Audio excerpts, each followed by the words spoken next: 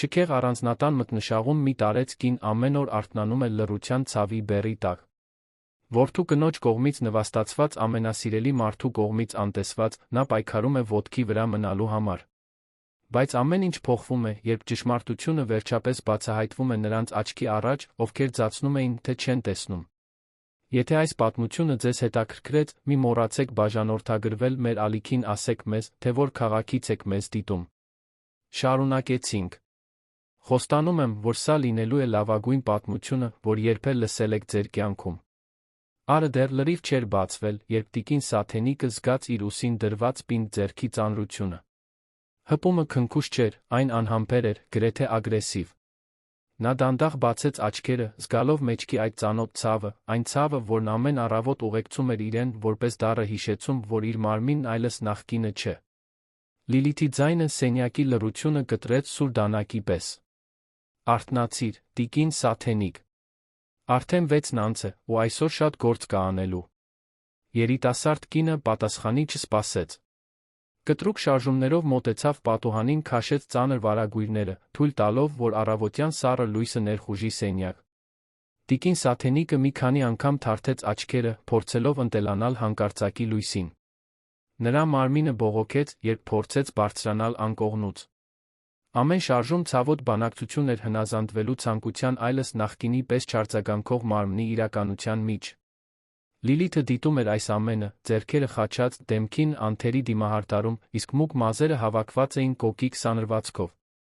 Նա հագել էր բեժ գույնի էլեգանտ կոստյում, բարձրակրուն կոշիկներ, դեմքին ուներ վատ թաքցրած անհամբերության արտահայտություն։ Ես ամբողջ օրը չունեմ, շարունակեց նա, մատներով թխկթխկացնելով թին։ Այսօր ընթրիքի են գալու այդ կարևոր մարդիկ, ես ուզում եմ, որ ամեն ինչ կատարյալ լինի։ Դուք գիտեք, չէ՞։ Ցանկացած սխալ, Արմենի անունն է արատավորվելու։ Տիկին Սաթենիկը լուռ գլխով արեց, դանդաղ բարձրանալով անկողնուց։ Նրա ոտքերը թեթակի դողում էին, նա ստիպված էր մի քանի վայրկյան հենվել պահարանին, մինչ կարողացավ լիովին ոտքի կանգնել։ Այդ առավոտ մեջքի ցավն ուժեղ էր, բայց նա գիտեր, որ բողոքելն իմաստ չունի։ Բողոքելը միայն վատթարացնում էր իրավիճակը։ Լիլիթը համբերություն չուներ թուլությունների նկատմամբ, կարեկցանք չուներ սահմանափակումների հանդեպ։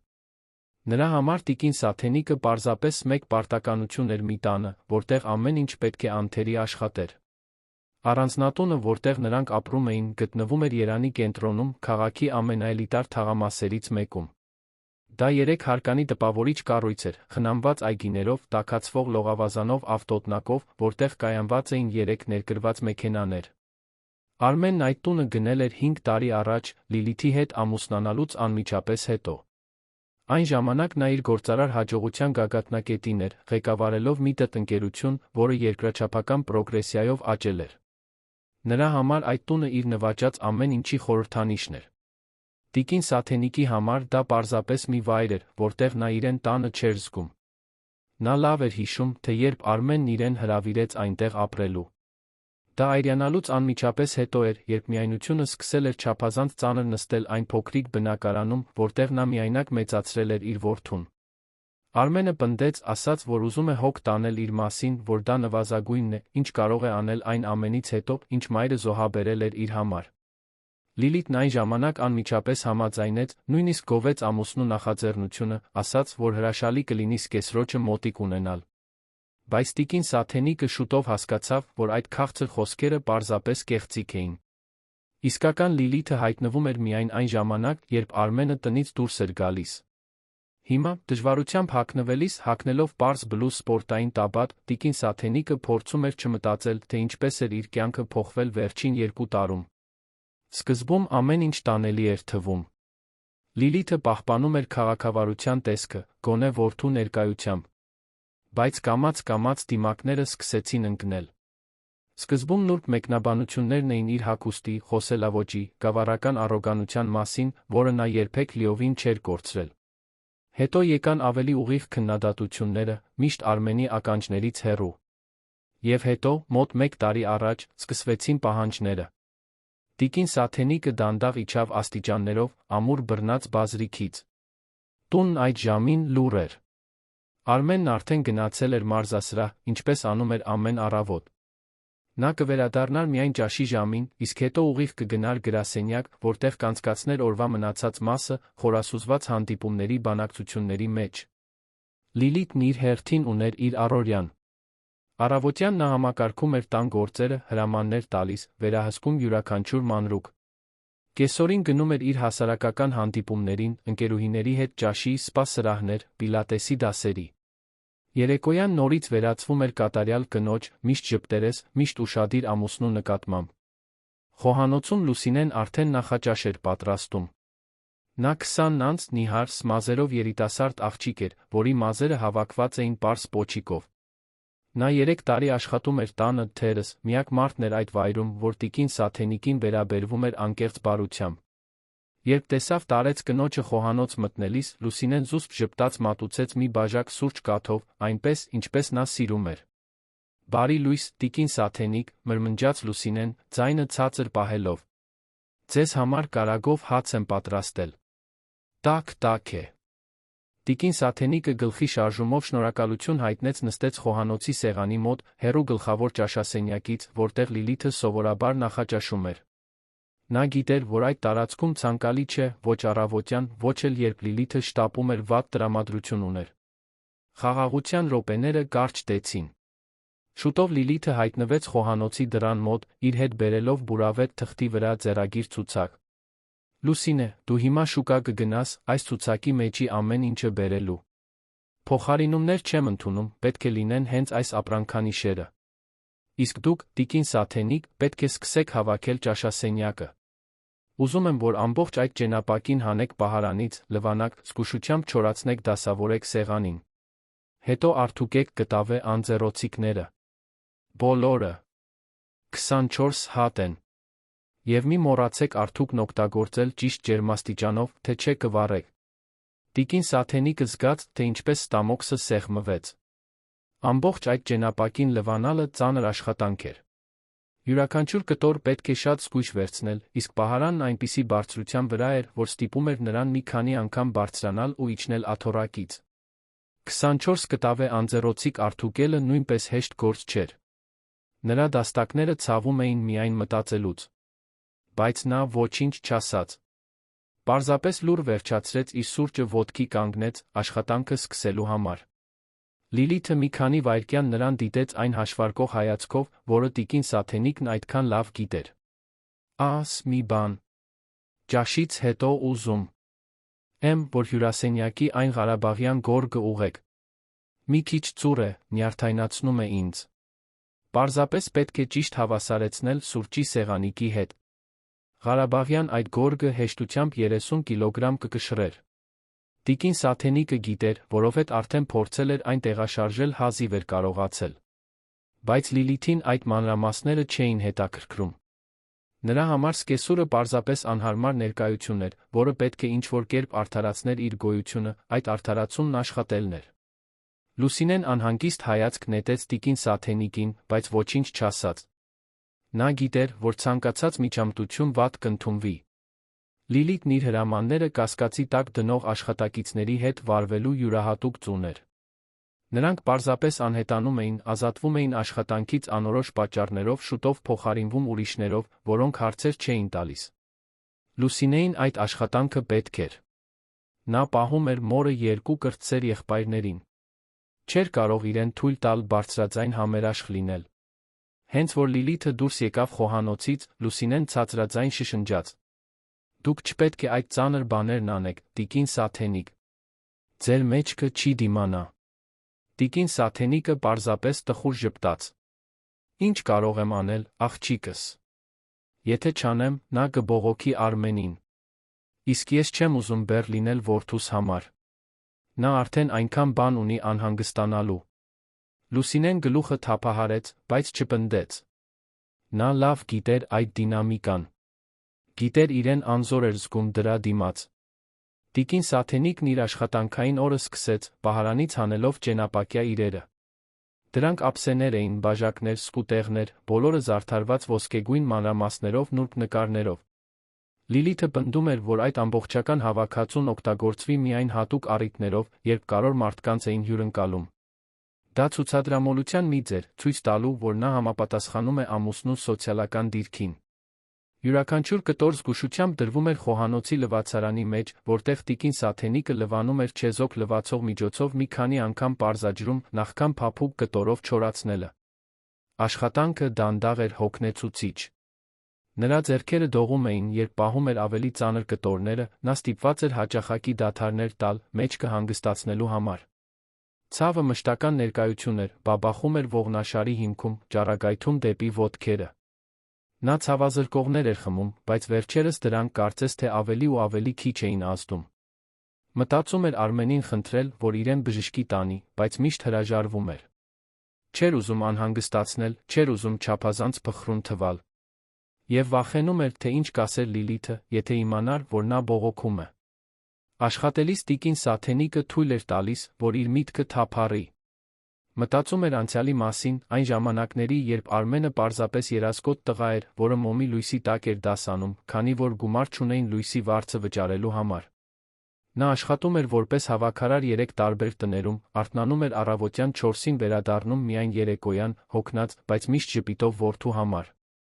Երբեք թույլ չէր տվել, որ նա նկատի, թե որքան դժվար է։ Երբեք թույլ չէր տվել, որ աղքատությունը նրանից խլի ավելի լավ ապագայի հույսը։ Արմենը միշտ խելացի, հետաքրքրասեր, վճռական է եղել։ Նա ինքնուրույն էր սովորում, քաղաքային գրադարանից գրքեր էր վերցնում, համացանցում տեսանյութերով անգլերեն էր սովորում, անվճար առցանց դասընթացների էր մասնակցում։ Երբ նա ստացավ իր առաջին կրթաթոշակը մասնավոր համալսարանի համար, տիկին Սաթենիկն ուրախությունից լաց եղավ։ Երբ նա ավարտեց ծրագրային ճարտարագիտության ֆակուլտետը, իր առաջին աշխատանքը գտավ մի ստարտափում, նա համեստ խնջույք կազմակերպեց բնակարանում, հրավիրեց հարաններին, մի լավ խորոված արեց։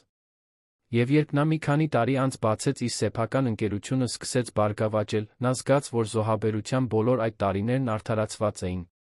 Բայց հետո Արմենը հանդիպեց Լիլիթին։ Դա մի գործնական միջոցառման ժամանակ էր, այն էլեգանտ խնջույքներից մեկում, որտեղ գործարարները հանդիպում էին կապեր հաստատելու գործարքներ կնքելու համար։ Լիլիթը մի խոշոր կորպորացիայի իմիջմեյքեր էր, գեղեցիկ, նրբաճաշակ կին, որը հստակ գիտեր, թե ինչպես իրեն պահել բարձր մակարդակի միջավայրում։ Արմենը հմայված էր։ Կյանքում առաջին անգամ նա իրեն զգաց այն աշխարհի մի մասը, որին միշտ հիացմունքով նայել էր հեռվից։ Լիլիթը նրան սովորեցրեց թանկարժեք գինիների, աստղանի ռեստորանների, միջազգային ճանապարհորդությունների մասին։ Նա նրան ծանոթացրեց ազդեցիկ մարդկանց հետ, օգնեց կատարելագործել իր արտաքինը, կեցվածքը, խոսքը։ Եվ Արմենը երախտապարտ ու սիրահարված, չտեսավ այն վտանգավոր նշանները, որոնք տիկին Սաթենիկը նկատել էր առաջին իսկ հանդիպումից։ Մայրն անմիջապես նկատեց այն ծով, թե ինչպես էր Լիլիթը նայում իրեն, խղճահարության արամարանքի խառնուրդով։ Նկատեց իր պարզ հագուստի, խոսելաոճի, անցյալի պատմությունների մասին թվացյալ անմեղ մեկնաբանություններում։ Նկատեց այն շտապողականությամբ, որով Լիլիթը փոխում էր թեման, երբ Արմենը փորձում էր մորը ներգրավել խոսակցությունների մեջ։ Բայց տիկին Սաթենիկը ոչինչ չասաց։ Չէր ուզում փչացնել որդու երջանկությունը։ Նա այնքան սիրահարված, այնքան իրականացված էր թվում։ Եվ նա մտածեց, որ գուցե ժամանակի ընթացքում Լիլիթը փոխվի, գուցե սովորի հարգել այն կնոջը, որը մեծացրել էր այն տղամարդուն, ում նա սիրում էր։ Բայց այդպես չեղավ։ Ամուսնությունից հետո Լիլիթն իրեն ավելի ու ավելի հարմարավետ էր զգում, ցույց տալու իր իրական բնավորությունը։ Սկզբում սկսեց վերանորոգել տունը, հեռացնելով այն ամենը, ինչը կապված էր Արմենի անցյալի հետ։ Ընտանիքի հին լուսանկարով նկարն անհետացավ միջանցքից։ Գործած ծածկոցը, որը տիկին Սաթենիկը պատրաստել էր որդու համար, փոխարինվեց իտալական դիզայնի մի կտորով։ Հին գրքերը, որոնք Արմենը հավաքում էր, նվիրաբերվեցին առանց նախնական խորհրդակցության։ Յուրաքանչյուր փոփոխություն արդարացվում էր ժպիտով ժամանակակիցության, ոճի, լավ ճաշակի մասին բացատրությամբ։ Եվ Արմենը, միշտ զբաղված, երբեք չնկատեց, թե ինչ էր ջնջվում։ Տիկին Սաթենիկը ճենապակին լվանալն ավարտեց առավոտյան ժամը 10-ի մոտ։ Նրա մեջքը հանգստություն էր աղերսում, բայց նա գիտեր, որ չի կարող կանգ առնել։ Դեռ անձեռոցիկներն ուներ արթուկելու։ Լվացկատանը պատրաստեց արթուկի տախտակը, գոլորշիով արթուկը ջրով լցրեց, սկսեց յուրաքանչյուր կտավե անձեռոցիկը հարթելու մանրակրկիտ աշխատանքը։ Կտորը նուրբ էր, պահանջում էր ճիշտ ջերմաստիճան ճշգրիտ շարժումներ։ Մի անզգուշություն, կտորը կնշվեր ու Լիլիթը անկասկած սկանդալ կսարքեր։ Հենց 10-րդ անձեռոցիկն էր Արթուկում, երբ Արմենը եկավ ճաշի։ Տիկին Սաթենիկը լսեց մեքենայի ձայնն ավտոտնակում, հետո դռան բացվելը, շուտով որդու աշխույժ ձայնը, որը ողջունում էր կնոջը։ Նա մի պահ թողեց Արթուկը գնաց հյուրասենյակ, ձեռքերը սրբելով գոգնոցով։ Բար, տղաս։ Ինչպես անցավ մարզումը։ Արմենը ժպտաց, տեսնելով նրան, արագ համբուրեց ճակատը։ Հրաշալի, մամ։ Կարողացա պառկած սեղմումից ռեկորդ սահմանել։ Նա քրտնած էր, հագին մարզական հագուստ, բայց փայլում էր։ Այսօր մեզ հետ ճաշում ես։ Նախքան տիկին Սաթենիկը կհասցներ պատասխանել, հայտնվեց Լիլիթը սահելով։ Միջանցքով այն էլեգանտ քայլվածքով, որը կարծես փորձված լիներ։ Նա թանցուկ արեց Արմենին, քաղցր ժպտալով։ Մայրդ օգնում է ինձ այսօրվա ընթրիքի համար ամեն ինչ պատրաստել, սերս։ Այնքան բան կա կազմակերպելու, որ չգիտեմ, ինչ կանեի առանց նրա։ Նա նայեց կեսրոջը մի ժպիտով, որը չէր հասնում աչքերին։ Այդպես չէ, տիկին Սաթենիկ։ Դուք իմ մեծ օգնականն եք այսպիսի պահերին։ Արմենը գոհ տեսք ուներ։ Ինչ լավ է, որ երկուստ միասին եք աշխատում։ Բոլորի համար էլ լավ է։ Մամ, հոգնած տեսք ունես։ Լավ ես սնվում։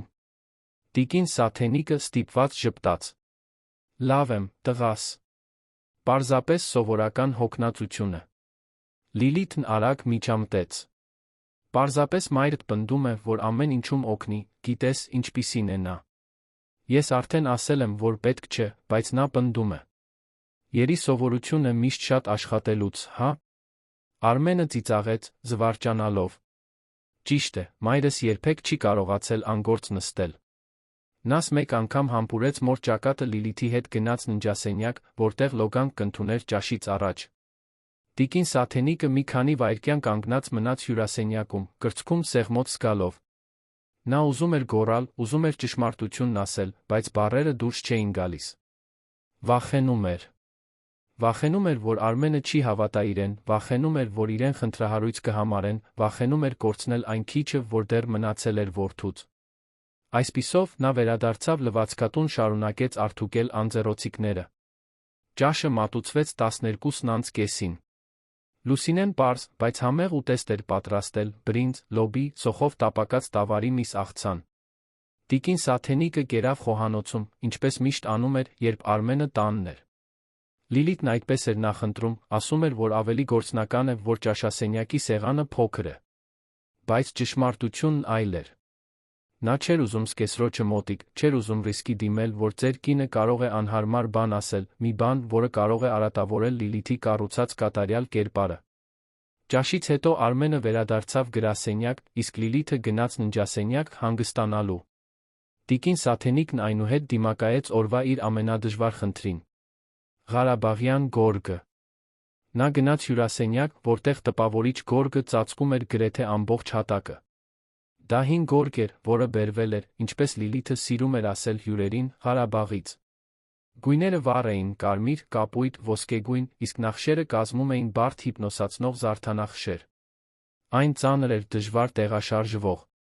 Տիկին Սաթենիկը փորձեց քաշել ծայրերից մեկը, բայց գորգը հազիվ շարժվեց։ Նա ավելի ուժեղ քաշեց, զգալով, թե ինչպես է մեջքի ցավն ուժեղանում։ Նորից քաշեց, այս անգամ կարողանալով մի քանի սանտիմետր տեղաշարժել։ Բայց դա բավարար չէր։ Գորգը պետք է հավասարեցվեր սուրճի սեղանիկի հետ, դրա համար նա պետք է այն ամբողջությամբ տեղաշարժեր։ Նա շուրջը նայեց, օգնություն փնտրելով, բայց տունը լուռ էր։ Լուսինեն գնացել էր շուկա, գնումները բերելու։ Լիլիթը վերի հարկում էր։ Ոչ ոք չկար։ Նա խորը շունչ քաշեց, նորից փորձեց։ Երկու ձեռքով բռնեց գորգը, քաշեց իր ունեցած ողջ ուժով։ Մի բան ջրթաց մեջքին։ Ցավն անմիջական էր, սուր, անտանելի։ Տիկին Սաթենիկը խուլ տնքոց արձակեց ծնկի իջավ հատակին, ձեռքերը տանելով մեջքին։ Ցավը ճառագայթում էր ամբողջ մարմնով, նրան գլխապտույտի սրտխառնոցի մեջ թողնելով։ Նա փորձեց ոտքի կանգնել, բայց ոտքերը չէին հնազանդվում։ Մնաց այնտեղ, ծնկաչոք այն գորգի վրա, որը փորձել էր տեղաշարժել, դժվարությամբ շնչելով, զգալով, թե ինչպես են արցունքները հոսում դեմքով։ Այդպես նրան գտավ Լուսինեն, երբ 20 րոպե անց վերադարձավ շուկայից։ Երիտասարդ սպասուհին տոպրակները թողեց մուտքի մոտ վազեց օգնելու։ Տիկին Սաթենիկ, ինչ պատահեց։ Լավ եք։ Նա փորձեց օգնել տարեց կնոջը ոտքի կանգնել, բայց տիկին Սաթենիկը ցավից տնքում էր ամեն շարժումից։ Լուսինեն հուսահատվեց։ Պետք է մեկին կանչենք։ Կկանչեմ տիկին Լիլիթին։ Ոչ, մրմնջաց տիկին Սաթենիկը ատամների արանքից։ Նրան մի կանչիր, խնդրում եմ։ Ինձ ընդամենը մի րոպե է պետք։ Հիմա կանցնի։ Բայց ցավը չէր անցնում։ Լուսինեն, տեսնելով, որ իրավիճակը լուրջ է, որոշում կայացրեց։ Օգնեց տիկին Սաթենիկին նստել բազմոցին, ջուր բերեց, բարձ դրեց մեջքի տակ։ Եվ հետո, հակառակ տարեց կնոջ կամքին, գնաց Լիլիթի սենյակ թակեց դուռը։ Լիլիթը պատասխանեց զայրացած արտահայտությամբ։ Ինչ կա, Լուսինե։ Փորձում եմ հանգստանալ։ Տիկին Սաթենիկը վատ է զգում, տիկին։ Նա փորձում էր գորգն ուղղել ու, կարծում եմ, վնասվել է։ Լիլիթն արագ իջավ աստիճաններով, բայց դեմքին ոչ թե անհանգստություն էր, այլ զայրույթ։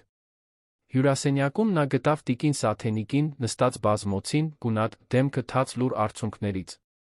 Հիմա ինչ ես արել, տիկին Սաթենիկ, Լիլիթը խոսեց մեղադրական տոնով։ Ես քեզ ասացի գորգն ուղղել, ոչ թե գետնին գցվել։ Նա շուրջը նայեց, տեսնելով, որ գորգը նույն տեղում է։ Նույնիսկ չկարողացար անել այն, ինչ խնդրեցի։ Կարծում եմ, չափազանցնում ես այդ ցավը, հնարավոր չէ։ Տիկին Սաթենիկը պարզապես գլուխը թափահարեց, անկարող բառեր կազմելու։ Ցավն այնքան ուժեղ էր, որ նա հազիվ էր կարողանում շնչել։ Լուսինեն, վրդովված, համարձակվեց խոսել։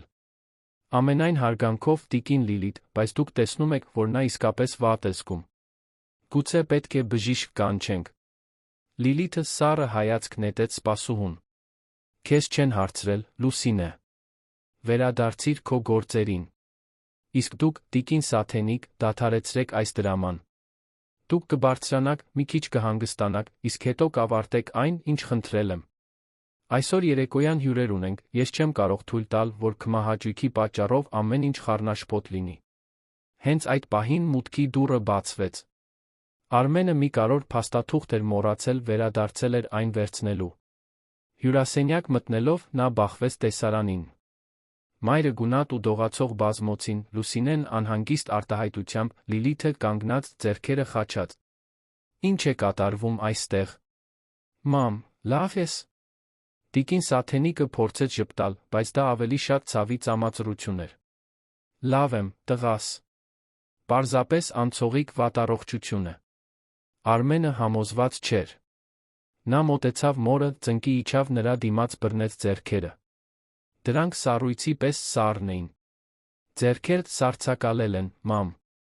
Եվ դու սառը քրտինքի մեջ ես։ Ինչ է պատահել։ Լիլիթն արագ միջամտեց։ Նա օգնում էր տունը հավաքել, կարծում եմ չափից շատ է լարվել։ Գիտես, ինչպիսին է նա, միշտ ուզում է ամեն ինչ ինքնուրույն անել։ Արմենը նայեց կնոջը, հետո մորը, իսկ հետո Լուսինեին, որը հայացքը փախցրեց։ Ինչ-որ բան այն չէր։ Նա կարող էր զգալ։ Բայց մայրը ոչինչ չէր ասում, պարզապես ամուր բռնել էր նրա ձեռքը, կարծես խնդրում էր, որ չպնդի։ Քեզ սենյակ կտանեմ, մամ։ Դու պետք է հանգստանաս։ Զգուշությամբ օգնեց տարեց կնոջը ոտքի կանգնել։ Յուրաքանչյուր շարժում նրանից ցավի ցածր տնքոց էր կորզում։ Աստիճանների կես ճանապարհին տիկին Սաթենիկը քիչ մնաց ուշաթափվեր։ Արմենը նրան ամուր բռնեց, վախեցած։ Սա նորմալ չէ։ Բժիշկ եմ կանչելու։ Պետք չէ, սերս, Լիլիթը փորձեց մեղմել իրավիճակը։ Պարզապես հոգնածություն է։ Վաղը նա լավ կլինի։ Բայց Արմենը չէր լսում։ Նա տեսնում էր իր մորը, իսկապես տեսնում էր, երկար ժամանակ անց առաջին անգամ։ Խորն ընկած աչքերը, դողացող ձեռքերը, չափազանց։ Մի քանի վայրկյան նրան դիտեց այն հաշվարկող հայացքով, որը տիկին Սաթենիկն այդքան լավ գիտեր։ Աս մի բան։ Ճաշից հետո ուզում եմ, որ հյուրասենյակի այն Ղարաբաղյան գորգը ուղեք։ Մի քիչ ծուռ է, նյարդայնացնում է ինձ։ Պարզապես պետք է ճիշտ հավասարեցնել սուրճի սեղանիկի հետ։ Ղարաբաղյան այդ գորգը հեշտությամբ 30 կիլոգրամ կկշռեր։ Տիկին Սաթենիկը գիտեր, որովհետև արդեն փորձել էր այն տեղաշարժել հազիվ էր կարողացել։ Բայց Լիլիթին այդ մանրամասները չէին հետաքրքրում։ Նրա համար սկեսուրը պարզապես անհարմար ներկայություն էր, որը պետք է ինչ-որ կերպ արդարացներ իր գոյությունը, այդ արդարացումն աշխատելն էր։ Լուսինեն անհանգիստ հայացք նետեց տիկին Սաթենիկին, բայց ոչինչ չասաց։ Նա գիտեր, որ ցանկացած միջամտություն վատ կընդունվի։ Լիլիթն իր հրամանները կասկածի տակ դնող աշխատակիցների հետ վարվելու յուրահատուկ ծուն էր։ Նրանք պարզապես անհետանում էին, ազատվում էին աշխատանքից անորոշ պատճառներով, շուտով փոխարինվում ուրիշներով, որոնք հարցեր չէին տալիս։ Լուսինեին այդ աշխատանքը պետք էր։ Նա պահում էր մորը երկու կրտսեր եղբայրներին։ Չէր կարող իրեն թույլ տալ բարձրաձայն համերաշխ լինել։ Հենց որ Լիլիթը դուրս եկավ խոհանոցից, Լուսինեն ցածրաձայն շշնջաց. «Դուք չպետք է այդ ծանր բաներն անեք, տիկին Սաթենիկ։ Ձեր մեջքը չի դիմանա»։ Տիկին Սաթենիկը պարզապես տխուր ժպտաց։ «Ինչ կարող եմ անել, աղջիկս։ Եթե չանեմ, նա կբողոքի Արմենին։ Իսկ ես չեմ ուզում բեռ լինել որդուս համար։ Նա արդեն այնքան բան ունի անհանգստանալու»։ Լուսինեն գլուխը թափահարեց, բայց չպնդեց։ Նա լավ գիտեր այդ դինամիկան։ Գիտեր իրեն անզոր էր զգում դրա դիմաց։ Տիկին Սաթենիկն իր աշխատանքային օրը սկսեց, պահարանից հանելով ճենապակյա իրերը։ Դրանք ափսեներ էին, բաժակներ, սկուտեղներ, բոլորը զարդարված ոսկեգույն մանրամասներով, նուրբ նկարներով։ Լիլիթը պնդում էր, որ այդ ամբողջական հավաքածուն օգտագործվի միայն հատուկ առիթներով, երբ կարևոր մարդկանց էին հյուրընկալում։ Դա ցուցադրամոլության մի ձև, ցույց տալու, որ նա համապատասխանում է ամուսնու սոցիալական դիրքին։ Յուրաքանչյուր կտոր զգուշությամբ դրվում էր խոհանոցի լվացարանի մեջ, որտեղ տիկին Սաթենիկը լվանում էր չեզոք լվացող միջոցով մի քանի անգամ պարզաջրում, նախքան փափուկ կտորով չորացնելը։ Աշխատանքը դանդաղ էր, հոգնեցուցիչ։ Նրա ձեռքերը դողում էին, երբ պահում էր ավելի ծանր կտորները, նա ստիպված էր հաճախակի դադարներ տալ, մեջքը հանգստացնելու համար։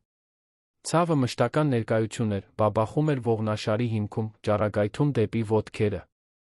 Նա ցավազրկողներ էր խմում, բայց վերջերս դրանք կարծես թե ավելի ու ավելի քիչ էին ազդում։ Մտածում էր Արմենին խնդրել, որ իրեն բժշկի տանի, բայց միշտ հրաժարվում էր։ Չէր ուզում անհանգստացնել, չէր ուզում չափազանց փխրուն թվալ։ Եվ վախենում էր, թե ինչ կասեր Լիլիթը, եթե իմանար, որ նա բողոքում է։ Աշխատելիս տիկին Սաթենիկը թույլ էր տալիս, որ իր միտքը թափառի։ Մտածում էր անցյալի մասին, այն ժամանակների, երբ Արմենը պարզապես երասկոտ տղա էր, որը մոմի լույսի տակ էր դասանում, քանի որ գումար չունեին լույսի վարձը վճարելու համար։ Նա աշխատում էր որպես հավաքարար 3 տարբեր տներում, արթնանում էր առավոտյան 4-ին, վերադառնում միայն երեկոյան, հոգնած, բայց միշտ ժպիտով որդու համար։ Երբեք թույլ չէր տվել, որ նա նկատի, թե որքան դժվար է։ Երբեք թույլ չէր տվել, որ աղքատությունը նրանից խլի ավելի լավ ապագայի հույսը։ Արմենը միշտ խելացի, հետաքրքրասեր, վճռական է եղել։ Նա ինքնուրույն էր սովորում, քաղաքային գրադարանից գրքեր էր վերցնում, համացանցում տեսանյութերով անգլերեն էր սովորում, անվճար առցանց դասընթացների էր մասնակցում։ Երբ նա ստացավ իր առաջին կրթաթոշակը մասնավոր համալսարանի համար, տիկին Սաթենիկն ուրախությունից լաց եղավ։ Երբ նա ավարտեց ծրագրային ճարտարագիտության ֆակուլտետը, իր առաջին աշխատանքը գտավ մի ստարտափում, նա համեստ խնջույք կազմակերպեց բնակարանում, հրավիրեց հարաններին, մի լավ խորոված արեց։ Եվ երբ նա մի քանի տարի անց բացեց իր սեփական ընկերությունը, սկսեց բարգավաճել, նա զգաց, որ զոհաբերության բոլոր այդ տարիներն արդարացված էին։ Բայց հետո Արմենը հանդիպեց Լիլիթին։ Դա մի գործնական միջոցառման ժամանակ էր, այն էլեգանտ խնջույքներից մեկում, որտեղ գործարարները հանդիպում էին կապեր հաստատելու գործարքներ կնքելու համար։ Լիլիթը մի խոշոր կորպորացիայի իմիջմեյքեր էր, գեղեցիկ, նրբաճաշակ կին, որը հստակ գիտեր, թե ինչպես իրեն պահել բարձր մակարդակի միջավայրում։ Արմենը հմայված էր։ Կյանքում առաջին անգամ նա իրեն զգաց այն աշխարհի մի մասը, որին միշտ հիացմունքով նայել էր հեռվից։ Լիլիթը նրան սովորեցրեց թանկարժեք գինիների, աստղանի ռեստորանների, միջազգային ճանապարհորդությունների մասին։ Նա նրան ծանոթացրեց ազդեցիկ մարդկանց հետ, օգնեց կատարելագործել իր արտաքինը, կեցվածքը, խոսքը։ Եվ Արմենը, երախտապարտ ու սիրահարված, չտեսավ այն վտանգավոր նշանները, որոնք տիկին Սաթենիկը նկատել էր առաջին իսկ հանդիպումից։ Մայրն անմիջապես նկատեց։ Նկատեց այն ծով, թե ինչպես էր Լիլիթը նայում իրեն խղճահարության արամարանքի խառնուրդով։ Նկատեց իր պարզ հագուստի, խոսելաոճի, անցյալի պատմությունների մասին թվացյալ անմեղ մեկնաբանություններում։ Նկատեց այն շտապողականությամբ, որով Լիլիթը փոխում էր թեման, երբ Արմենը փորձում էր մորը ներգրավել խոսակցությունների մեջ։ Բայց տիկին Սաթենիկը ոչինչ չասաց։ Չէր ուզում փչացնել որդու երջանկությունը։ Նա այնքան սիրահարված, այնքան իրականացված էր թվում։ Եվ նա մտածեց, որ գուցե ժամանակի ընթացքում Լիլիթը փոխվի, գուցե սովորի հարգել այն կնոջը, որը մեծացրել էր այն տղամարդուն, ում նա սիրում էր։ Բայց այդպես չեղավ։ Ամուսնությունից հետո Լիլիթն իրեն ավելի ու ավելի հարմարավետ էր զգում, ցույց տալու իր իրական բնավորությունը։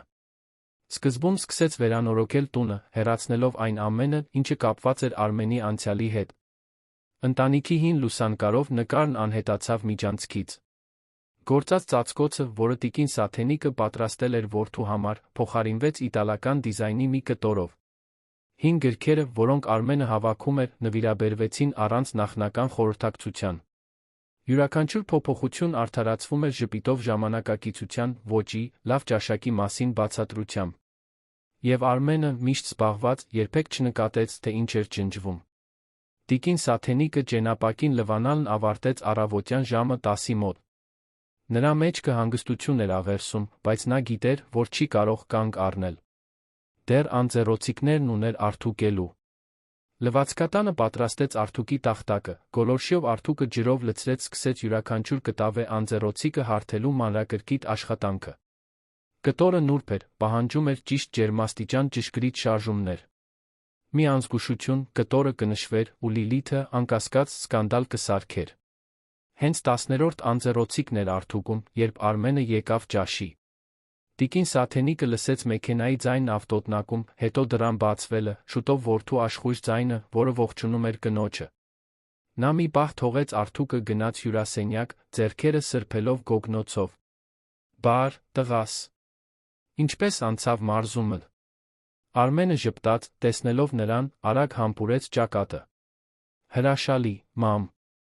Կարողացա պառկած սեղմումից ռեկորդ սահմանել։ Նա քրտնած էր, հագին։ Մարզական հագուստ, բայց փայլում էր։ Այսօր մեզ հետ ճաշում ես։ Նախքան տիկին Սաթենիկը կհասցներ պատասխանել, հայտնվեց Լիլիթը, սահելով միջանցքով այն էլեգանտ քայլվածքով, որը կարծես փորձված լիներ։ Նա թանցուկ արեց Արմենին, քաղցր ժպտալով։ Մայրդ օգնում է ինձ այսօրվա ընթրիքի համար ամեն ինչ պատրաստել, սերս։ Այնքան բան կա կազմակերպելու, որ չգիտեմ, ինչ կանեի առանց նրա։ Նա նայեց սկեսրոջը մի ժպիտով, որը չէր հասնում աչքերին։ Այդպես չէ, տիկին Սաթենիկ։ Դուք իմ մեծ օգնականն եք այսպիսի պահերին։ Արմենը գոհ տեսք ուներ։ Ինչ լավ է, որ երկուստ միասին եք աշխատում։ Բոլորի համար էլ լավ է։ Մամ, հոգնած տեսք ունես։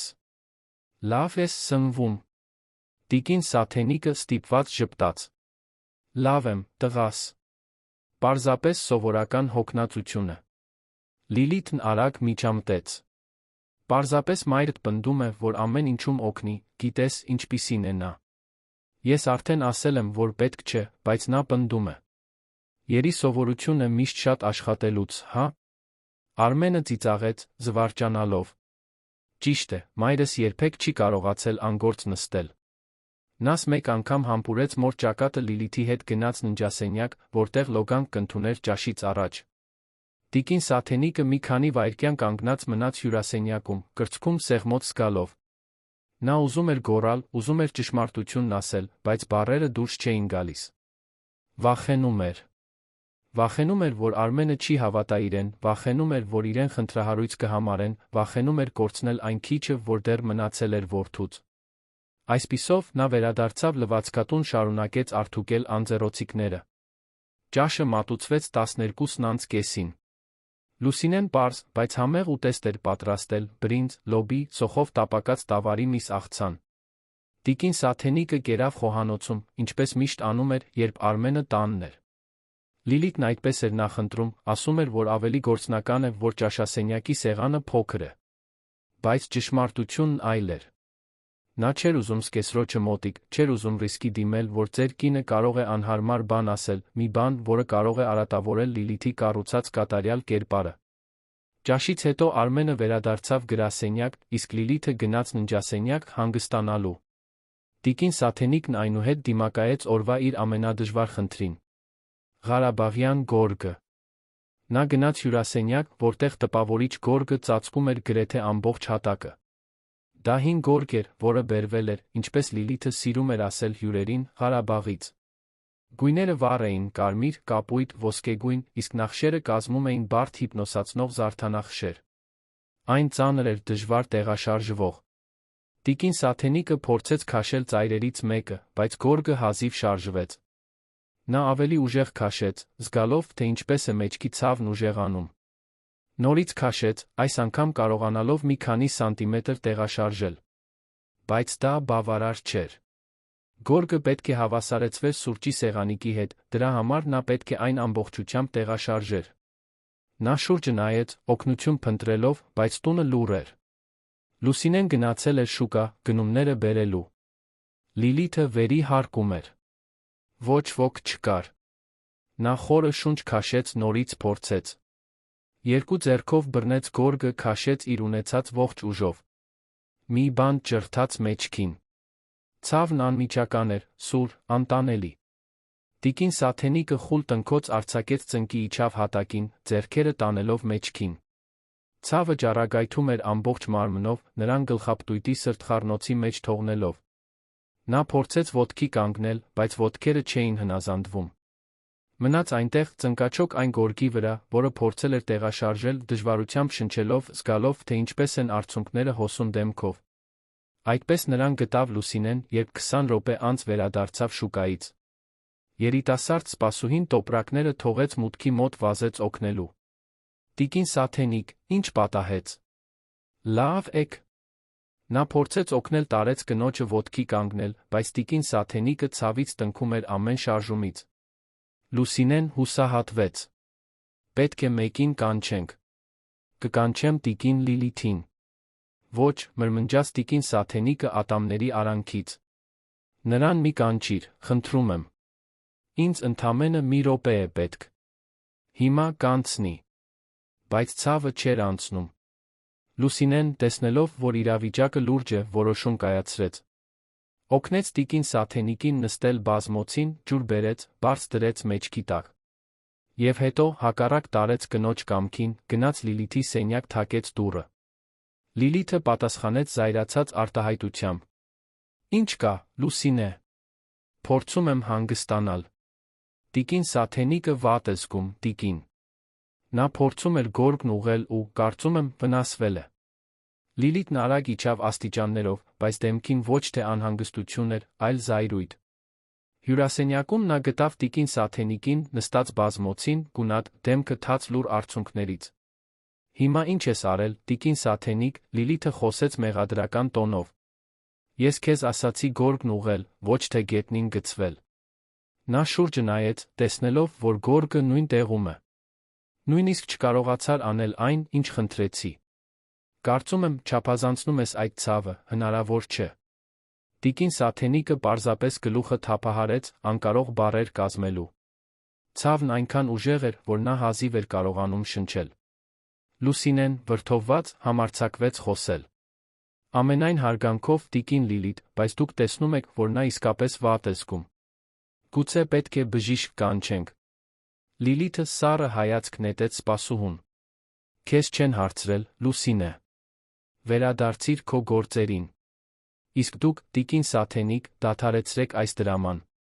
Դուք կբարձրանաք, մի քիչ կհանգստանաք, իսկ հետո կավարտեք այն, ինչ խնդրել եմ։ Այսօր երեկոյան հյուրեր ունենք, ես չեմ կարող թույլ տալ, որ քմահաճույքի պատճառով ամեն ինչ խառնաշփոթ լինի։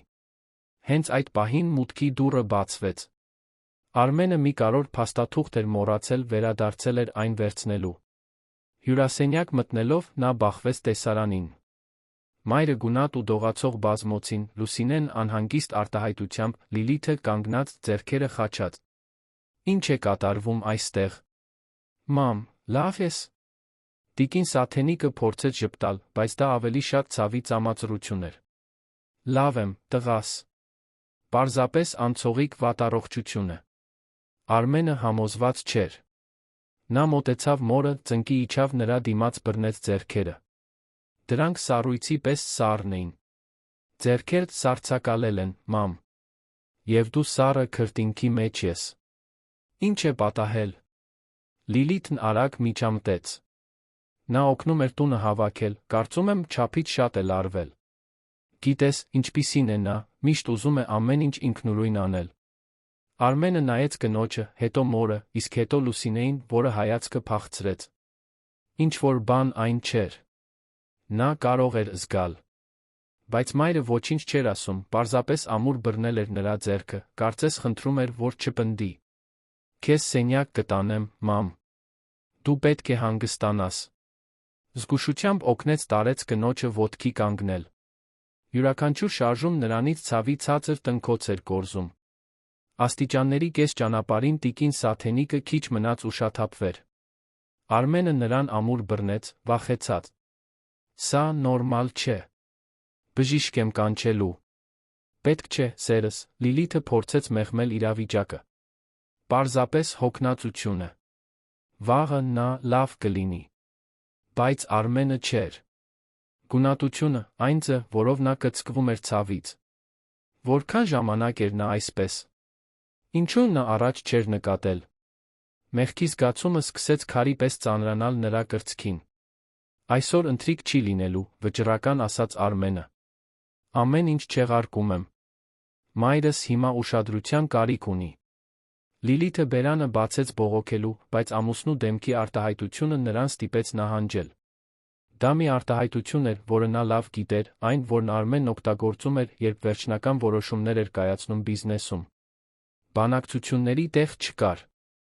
Եվ երկար ժամանակ անց առաջին անգամ Լիլիթը զգաց, որ կորցնում է իրավիճակի վերահսկողությունը։ Եվ դա նրան վախեցրեց ավելին, քան կցանկանար խոստովանել։ Արը դեռ լրիվ չէր բացվել, երբ տիկին Սաթենիկը զգաց իր ուսին դրված պինդ ձեռքի ծանրությունը։ Հպումը քնքուշ չէր, այն անհամբեր էր, գրեթե ագրեսիվ։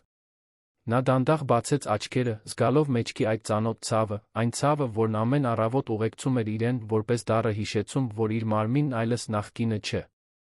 Լիլիթի ձայնը սենյակի լռությունը կտրեց սուր դանակի պես։ Արթնացիր, տիկին Սաթենիկ։ Արդեն 6-ն անց է, ու այսօր շատ գործ կա անելու։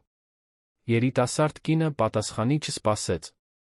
Կտրուկ շարժումներով մոտեցավ պատուհանին, քաշեց ծանր վարագույրները, թույլ տալով, որ առավոտյան սառը լույսը ներխուժի սենյակ։ Տիկին Սաթենիկը մի քանի անգամ թարթեց աչքերը, փորձելով ընտելանալ հանկարծակի լույսին։ Նրա մարմինը բողոքեց, երբ փորձեց բարձրանալ անկողնուց։ Ամեն շարժում ցավոտ բանակցություն էր հնազանդվելու ցանկության այլս նախկինի պես չարձագանքող մարմնի իրականության միջ։ Լիլիթը դիտում էր այս ամենը, ձեռքերը խաչած, դեմքին անթերի դիմահարդարում, իսկ մուգ մազերը հավաքված էին կոկիկ սանրվածքով։ Նա հագել էր բեժ գույնի էլեգանտ կոստյում, բարձրակրուն կոշիկներ, դեմքին ուներ վատ թաքցրած անհամբերության արտահայտություն։ Ես ամբողջ օրը չունեմ, շարունակեց նա, մատներով թխկթխկացնելով թին։ Այսօր ընթրիքի են գալու այդ կարևոր մարդիկ, ես ուզում եմ, որ ամեն ինչ կատարյալ լինի։ Դուք գիտեք, չէ՞։ Ցանկացած սխալ, Արմենի անունն է արատավորվելու։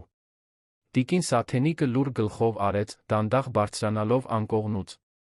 Նրա ոտքերը թեթակի դողում էին, նա ստիպված էր մի քանի վայրկյան հենվել պահարանին, մինչ կարողացավ լիովին ոտքի կանգնել։ Այդ առավոտ մեջքի ցավն ուժեղ էր, բայց նա գիտեր, որ բողոքելն իմաստ չունի։ Բողոքելը միայն վատթարացնում էր իրավիճակը։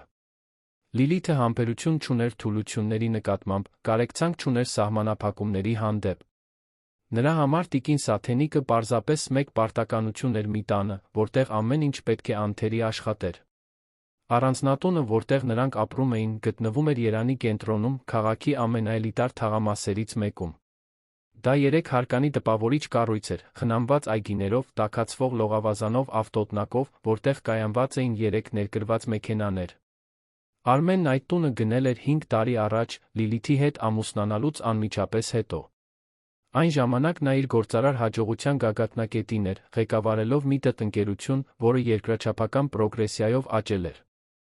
Նրա համար այդ տունը իր նվաճած ամեն ինչի խորհրդանիշն էր։ Տիկին Սաթենիկի համար դա պարզապես մի վայր էր, որտեղ նա իրեն տանը չէր զգում։ Նա լավ էր հիշում, թե երբ Արմենն իրեն հրավիրեց այնտեղ ապրելու։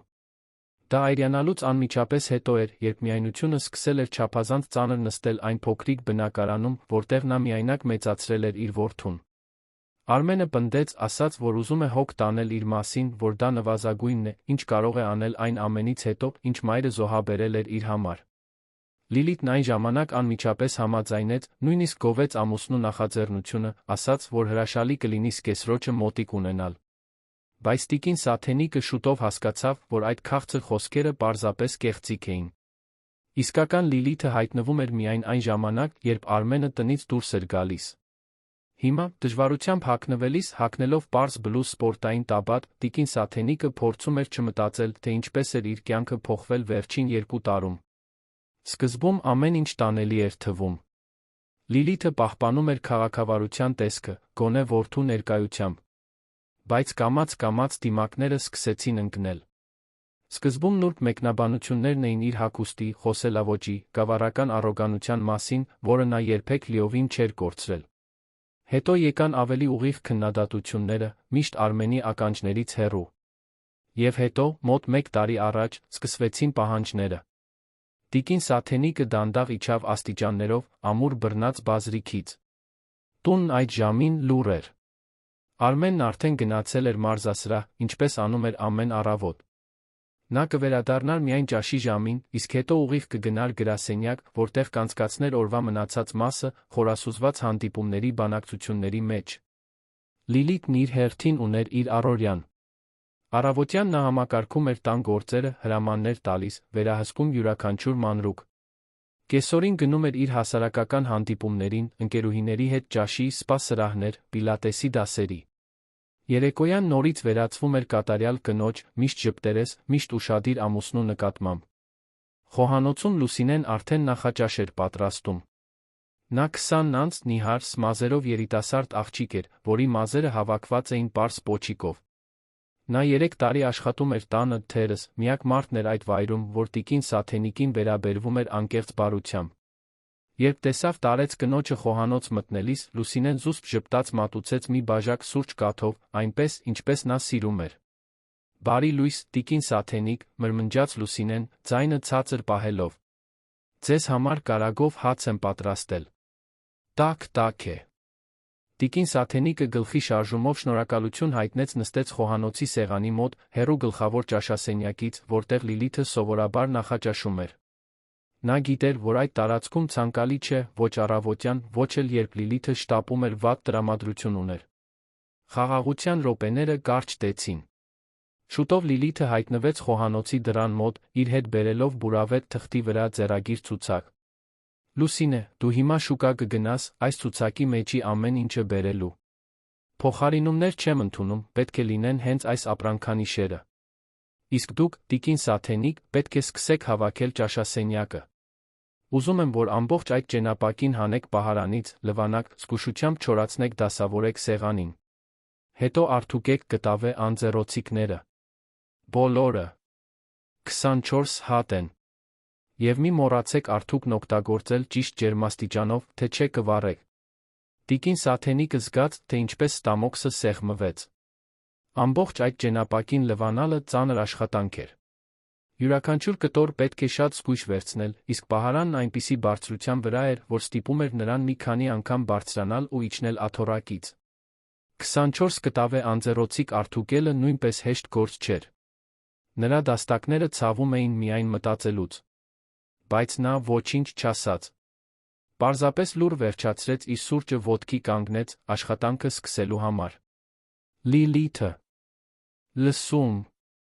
Նա տեսնում էր իր մորը, իսկապես տեսնում էր, երկար ժամանակ անց առաջին անգամ։ Խորն ընկած աչքերը, դողացող ձեռքերը, չափազանց գունատությունը, այն ձը, որով նա կծկվում էր ցավից։ Որքան ժամանակ էր նա այսպես։ Ինչու նա առաջ չէր նկատել։ Մեղքի զգացումը սկսեց քարի պես ծանրանալ նրա կրծքին։ Այսօր ընթրիք չի լինելու, վճռական ասաց Արմենը։ Ամեն ինչ չեղարկում եմ։ Մայրս հիմա ուշադրության կարիք ունի։ Լիլիթը բերանը բացեց բողոքելու, բայց ամուսնու դեմքի արտահայտությունը նրան ստիպեց նահանջել։ Դա մի արտահայտություն էր, որը նա լավ գիտեր, այն, որն Արմենն օգտագործում էր, երբ վերջնական որոշումներ էր կայացնում բիզնեսում։ Բանակցությունների տեղ չկար։ Եվ երկար ժամանակ անց առաջին անգամ Լիլիթը զգաց, որ կորցնում է իրավիճակի վերահսկողությունը։ Եվ դա նրան վախեցրեց ավելին, քան կցանկանար խոստովանել։ Ամուսնալուծության լուրը արագ տարածվեց Երանի բարձրաշխարհիկ շրջանակներում։ Լիլիթը, որ միշտ այնքան հմտորեն էր կառավարում պատմությունները, հուսահատորեն փորձում էր պատմությունը ձակերպել իր օգտին։ Ընկերուհիներին պատմում էր, որ Արմենը փոխվել է, որ տարված է մորով, որ ինքը ամեն ինչ փորձել է անել ամուսնությունը պահպանելու համար, բայց նա չի ցանկացել լսել։ Ոմանք հավատացին։ Մյուսները, ավելի խորաթափանցները, սկսեցին կասկածել։ Ի վերջո, Արմենը միշտ հայտնի էր որպես հավասարակշռված, արդար մարդ, որ բոլորին հարգանքով էր վերաբերվում։ Արդյոք հնարավոր էր, որ նա այդքան կտրուկ փոխվեր առանց պատճառի։ Արմենն իր հերթին ժամանակ չկորցրեց հրապարակայնորեն իր որոշումն արդարացնելու համար։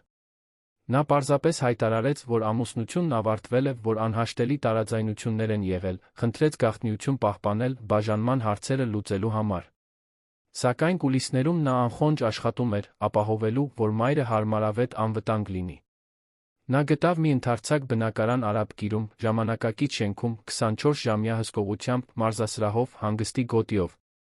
Դա մի հանգիստ վայր էր, հեռու կենտրոնից, հեռու վատ հիշողություններից։ Տիկին Սաթենիկը դեռ վերականգնվում էր մեջքի վնասվածքից։ Ֆիզիոթերապիան ինտենսիվ էր ցավոտ, բայց նա համառում էր, վճռական լինելով նորից քայլել առանց ցավի։ Անձնական բուժքույրը, տիկին Սոնան, 60 տարեկան, փորձառու բարի մի կին էր, որը շուտով հատուկ ջերմությամբ լցվեց հիվանդի նկատմամբ։ Նա տիկին Սաթենիկի մեջ տեսնում էր լուռ ուժ, մի տոկունություն, որը տպավորում էր։ Այս կինը պողպատից է, մի օր ասաց նա Արմենին։ Նա շատ բաների միջով է անցել, բայց չի կորցրել իր քնքշությունը։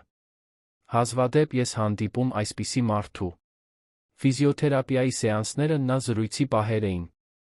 Տիկին Սաթենիկը կամաց-կամաց սկսում էր բացվել այն ամենի մասին, ինչի միջով անցել էր։ Տիկին Սոնային պատմում էր նվաստացումների, մշտական վախի, այն մասին, թե ինչպես էր իրեն անտեսանելի անպետք զգացել հենց այն տանը, որտեղ պետք է ապահով լիներ։ Բուժքույրը լսում էր ամեն ինչ համբերությամբ, առանց դատելու, պարզապես հաստատելով տարեց կնոջ զգացմունքները։ Դուք արժանի չէիք այս ամենին։ Ոչ ոք արժանի չէ անհարգալից վերաբերմունքի, հատկապես սեփական ընտանիքում։ Եվ տիկին Սաթենիկն առաջին անգամ իրեն թույլ տվեց զայրույթ զգալ։ Ոչ թե պայթյունավտանգ կործանարար զայրույթ, այլ այն առողջ զայրույթը, որը գալիս է, երբ վերջապես գիտակցում ես, որ քեզ հետ անարդար են վարվել։ Արմենն այդ ընթացքում զբաղվում էր ամուսնալուծության իրավական մասով։ Լիլիթը հեշտ չէր տրվում։ Նա ուզում էր ամեն ինչի կեսը, պնդում էր, որ նպաստել է ընկերության աճին, որ եղել է նրա հաջողության կարևոր գործընկերը։ Արմենի փաստաբանները հստակ էին։ Նա իրավունք ուներ ամուսնության ընթացքում ձեռք բերված գույքի մի մասի, բայց ոչ ընկերության, որն արդեն գոյություն ուներ նախկինում։ Բանակցությունները լարված էին, լի մեղադրանքներով, հակամեղադրանքներով։ Լիլիթը փորձեց օգտագործել զոհի քարտը, ասելով, որ Արմենն իրեն լքում է առանց պատճառի։ Բայց նրա փաստաբաններն ավելի ուժեղ բան ունեին։ Նրանք ունեին բժիշկ Հակոբյանի եզրակացությունը։ Բժիշկը, երբ պահանջվեց, տրամադրեց մանրամասն փաստաթուղթ տիկին Սաթենիկի առողջական վիճակի մասին, երբ նրան առաջին անգամ զննել էր։ Կրկնվող ծանրաբեռնվածությունից առաջացած վնասվածքներ։ Տարբեր փուլերի կապտուկներ։ Թերսնման ջրազրկման նշաններ։ Խիստ քրոնիկական սթրես։ Եզրակացությունը նա ներառում էր բժշկական կարծիք, որ այդ վիճակները համատեղելի են անտարբերության վատ վերաբերմունքի հետ։ Երբ Լիլիթի փաստաբանը ստացավ այդ փաստաթուղթը, ռազմավարությունը կտրուկ փոխվեց։ Նա հասկացավ, որ չի կարող հաղթել այդ պայքարում։ Ապացույցները չափազանց ակնհայտ էին, եթե դա հրապարակվեր, նրա հեղինակությունը լիովին կկործանվեր։ Ամուսնալուծության համաձայնագիրը կնքվեց 3 շաբաթվա ընթացքում։ Լիլիթը ստացավ զգալի գումար, որը բավարար էր երկար տարիներ հարմարավետ ապրելու համար, բայց շատ ավելի քիչ, քան սպասում էր։ Կենտրոնի տունը մնաց Արմենին, որը որոշեց վաճառել այն։ Չէր ուզում այլս ոտք դնել այդ վայրը, չէր ուզում այլս որե հիշողություն կամավոր կուրության այդ տարիներից։ Վաճառքից ստացված գումարը պետք է օգտագործվեր նոր բնակարան գնելու մոր համար, մինչ կյանքի վերջ որակյալ բժշկական բուժում ապահովելու համար։ Այն օրը, երբ ամուսնալուծության փաստաթղթերը ստորագրվեցին, Արմենը թեթացած մի նույն ժամանակ ծանրացած զգաց։ Թեթացած, որ վերջապես փակել էր այդ ցավոտ գլուխը։ Ծանրացած, որովհետև ստիպված էր խոստովանել, որ լիովին սխալվել էր Լիլիթի հարցում։ Նա, որ միշտ հպարտանում էր մարդկանց կարդալու, բնավորությունը գնահատելու իր ունակությամբ, լիովին մանիպուլյացիայի էր ենթարկվել։ Եվ ամենավատն այն էր, որ մայրն էր վճարել իր կուրության գինը։ Այդ մեղքի զգացումը մի բան էր, որը նա գիտեր, որ երկար կկրի։ Լուսինեն նույնպես անցումային փուլում էր։ Արմենը նրան հրավիրեց աշխատելու նոր բնակարանում, հոգ տանելով տան ընկերակցելով տիկին Սաթենիկին։ Երիտասարդ կինն առանց վարանելու ընդունեց։ Նա կապվել էր տարեց կնոջ հետ, նրա մեջ տեսնում էր մայրական կերպար, որը երբեք չէր ունեցել։ Եվ առանց վախի, առանց զգուշավոր քայլելու միջավայրում աշխատելու գաղափարն ազատագրող էր։ Առանձնատանը վերջին օրը, երբ փաթեթավորում էր տիկին Սաթենիկի իրերը, Լուսինեն շուրջը նայեց հոգոց հանեց։ Ինչ լավ է, որ դուք դուրս եք գալիս այստեղից, տիկին Սաթենիկ։ Այս վայրը երբեք իսկական տուն չի եղել։ Գեղեցիկ բանտ էր, բայց մինույն է, բանտ։ Նոր բնակարան տեղափոխվելը տեղի ունեցավ հոկտեմբերի մի արոտ առավոտ։ Բնակարանը 10-րդ հարկում էր, մեծ պատուհաններով, որոնք թույլ էին տալիս բնական լույսին ողողել բոլոր սենյակները։ Այն ուներ 3 ննջասենյակ, ընդարձակ հյուրասենյակ, ժամանակակից խոհանոց պատշգամբ, այգու տեսարանով։ Տիկին Սաթենիկը, առաջին անգամ մտնելով, զգաց մի բան, որը տարիներ շարունակ չէր զգացել։ Խաղաղություն։ Նա դանդաղ քայլում էր սենյակներով, դեռ մեջքի ցավով, բայց դեմքին ժպիտով։ Գեղեցիկ է, տղաս։ Շատ գեղեցիկ։ Արմենը նրան գրկեց հետից, գզակը հենելով նրա ուսին։ Մերն է, մամ։ Իսկապես մերը։ Այստեղ դու կարող ես լինել այն, ինչ կաս, առանց վախի, առանց թաքնվելու։ Նոր բնակարանում առաջին օրերը հարմարվելու օրեր էին։ Տիկին Սաթենիկը դեռ վաղ էր արթնանում, սովորության համաձայն։ Բայց հիմա ոչ ոք բռնությամբ չէր քաշում վարագույրները, ոչ մի կոպիտ ձայն հրամաններ չէր տալիս։ Նա հանգիստ նախաճաշում էր, Լուսինեի հետ զրուցում մանրուքներից, առավոտներն անցկացնում էր կարդալով կամ իր սիրելի սերիալները դիտելով։ Կեսօրին ընդունում էր տիկին Սոնային ֆիզիոթերապիայի սեանսների համար, որոնք արդեն տպավորիչ արդյունքներ էին ցույց տալիս։ Ցավերը նվազում էին, շարժունակությունը բարելավվում։ Բժիշկն ասաց, որ մի քանի ամիս բուժումից հետո նա գրեթե ամբողջությամբ կվերականգնվի։ Արմենը, երբ կարողանում էր, ճաշում կամ ընթրում էր մոր հետ։ Նրանք զրուցում էին ամեն ինչից։ Անցյալից, դժվար ժամանակներից, բայց նա ապագայի պլաններից։ Նա հարցնում էր, թե ինչ կցանկանար անել, ինչ վայրեր կցանկանար տեսնել։ Տիկին Սաթենիկը, որը կյանքում երբեք իսկական արձակուրդ չէր ունեցել, զարմանում էր հարցերից։ Չգիտեմ, տղաս։ Երբեք շատ չեմ մտածել այդ մասին։ Արմենը ժպտում էր։ Ուրեմն ժամանակն է սկսել մտածել։ Կարող ենք ճանապարհորդել, եթե ուզում ես։ Ծովը տեսնել, սարերը, չգիտեմ։ Ինչ ես միշտ ուզել անել, բայց երբեք հնարավորություն չես ունեցել։ Նա մի պահ մտածեց։ Միշտ ուզել եմ ծովը մոտիկից տեսնել։ Իսկապես, գիտես։ Ոչ թե պարզապես ափով անցնել։ Ուզում էի նստել ավազին, զգալ ջրի հպումը ոտքերիս, ուղղակի նստել ու նայել։ Արմենը մտքում նշեց. Հենց որ լավանաս, կգնանք։ Խոստանում եմ։ Տիկին Սաթենիկը ծիծաղեց, թեթ անկեղծ ծիծաղով։ Պետք չէ այդքան ջանք թափել ինձ համար, տղաս։ Դու արդեն շատ բան ես արել։ Արմենը գլուխը թափահարեց։ Ես նույնիսկ կեսն էլ չեմ արել նրա, ինչ դու ես արել ինձ համար, մամ։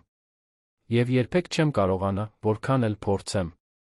Բայց ես կյանքիս մնացած մասը կփորձեմ։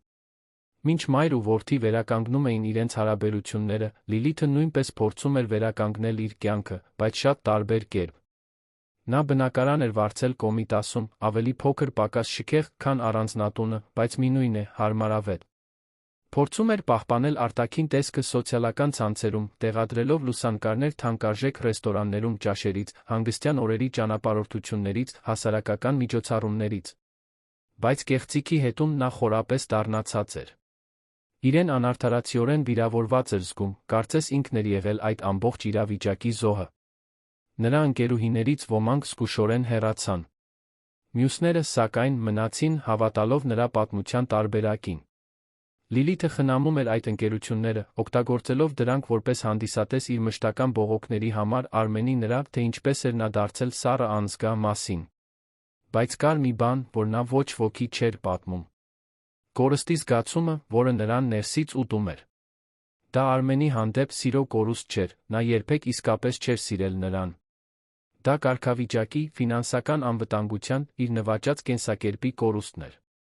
Եվ ամենավատը, վերահսկողության կորուստն էր։ Առաջին անգամ ինչ-որ մեկը տեսել էր նրա դիմակների միջով լիովին մերժել նրան։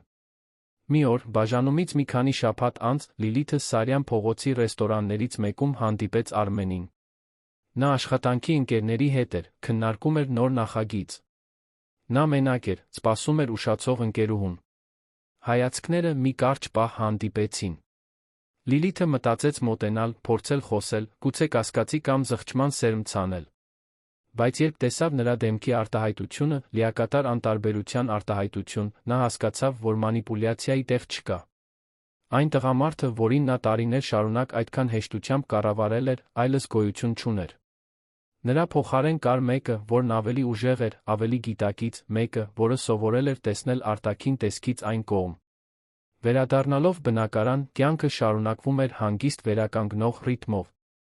Լուսինեն համեղ առողջարար ուտեստներ էր պատրաստում, միշտ հարցնելով տիկին Սաթենիկին, թե ինչ կցանկանար ուտել։ Տարեց կինը, որն այնքան երկար ժամանակ միայն հրամաններ էր կատարել, այժմ պետք է նորից սովորեր արտահայտել ցանկություններ, նախասիրություններ, կարծիքներ։ Սկզբում դժվար էր։ Նա ավտոմատ կերպով ասում էր, որ ամեն ինչ լավ է, որ տարբերություն չկա։ Բայց ժամանակի ընթացքում, Արմենի Լուսինեի համբերության շնորհիվ, նա սկսեց բացվել։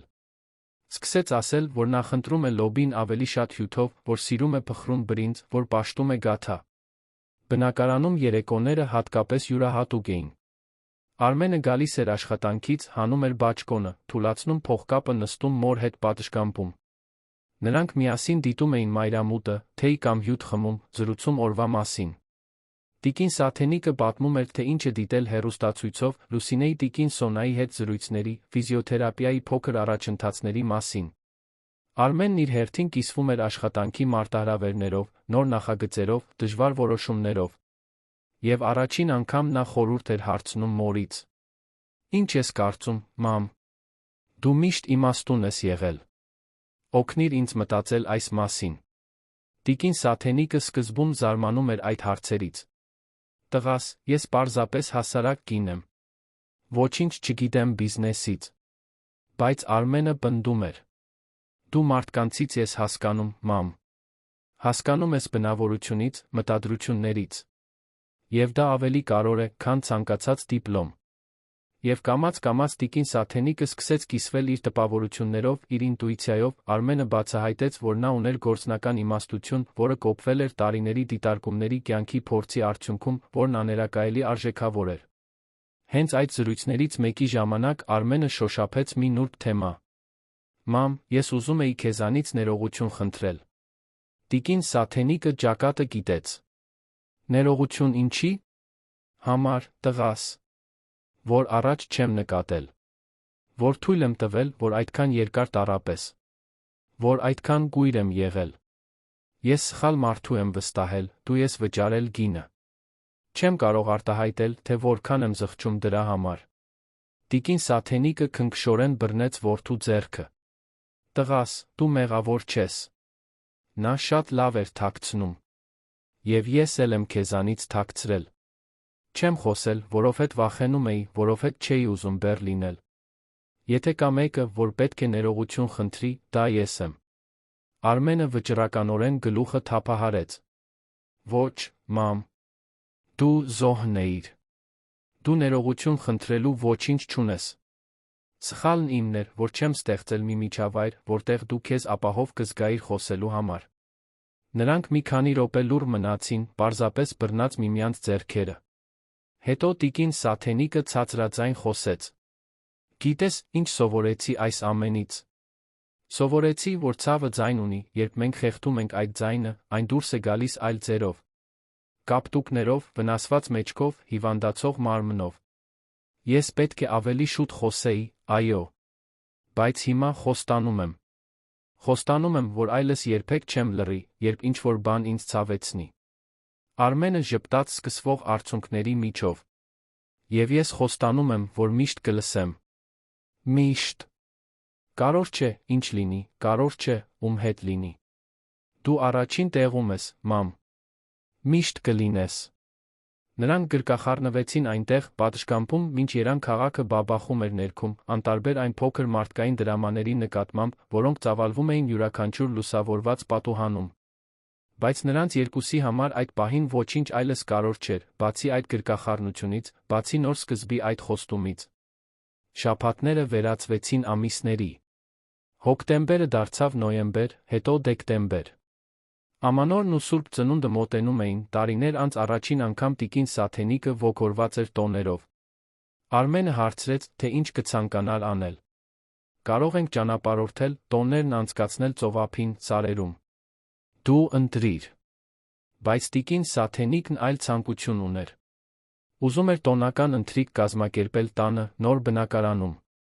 Ուզում էր եփել, իհարկե Լուսինեի օգնությամբ, բայց ուզում էր զգալ, որ ավանդույթներ է ստեղծում այն վայրում, որը վերջապես կարող էր տուն անվանել։ Արմենը ոգորությամբ համաձայնեց։ Նրանք միասին զարդարեցին բնակարանը, տոնածառ գնեցին, պատշգամբում գունավոր լույսեր կախեցին։ Տիկին Սաթենիկը պնդեց, որ անձամբ ընտրի յուրաքանչյուր զարդարանք, յուրաքանչյուր խաղալիք, յուրաքանչյուր ծաղկեպսակ։ Եվ Արմենը, տեսնելով մոր դեմքի ուրախությունը, զգաց, որ վերջապես ճիշտ բաներ է անում։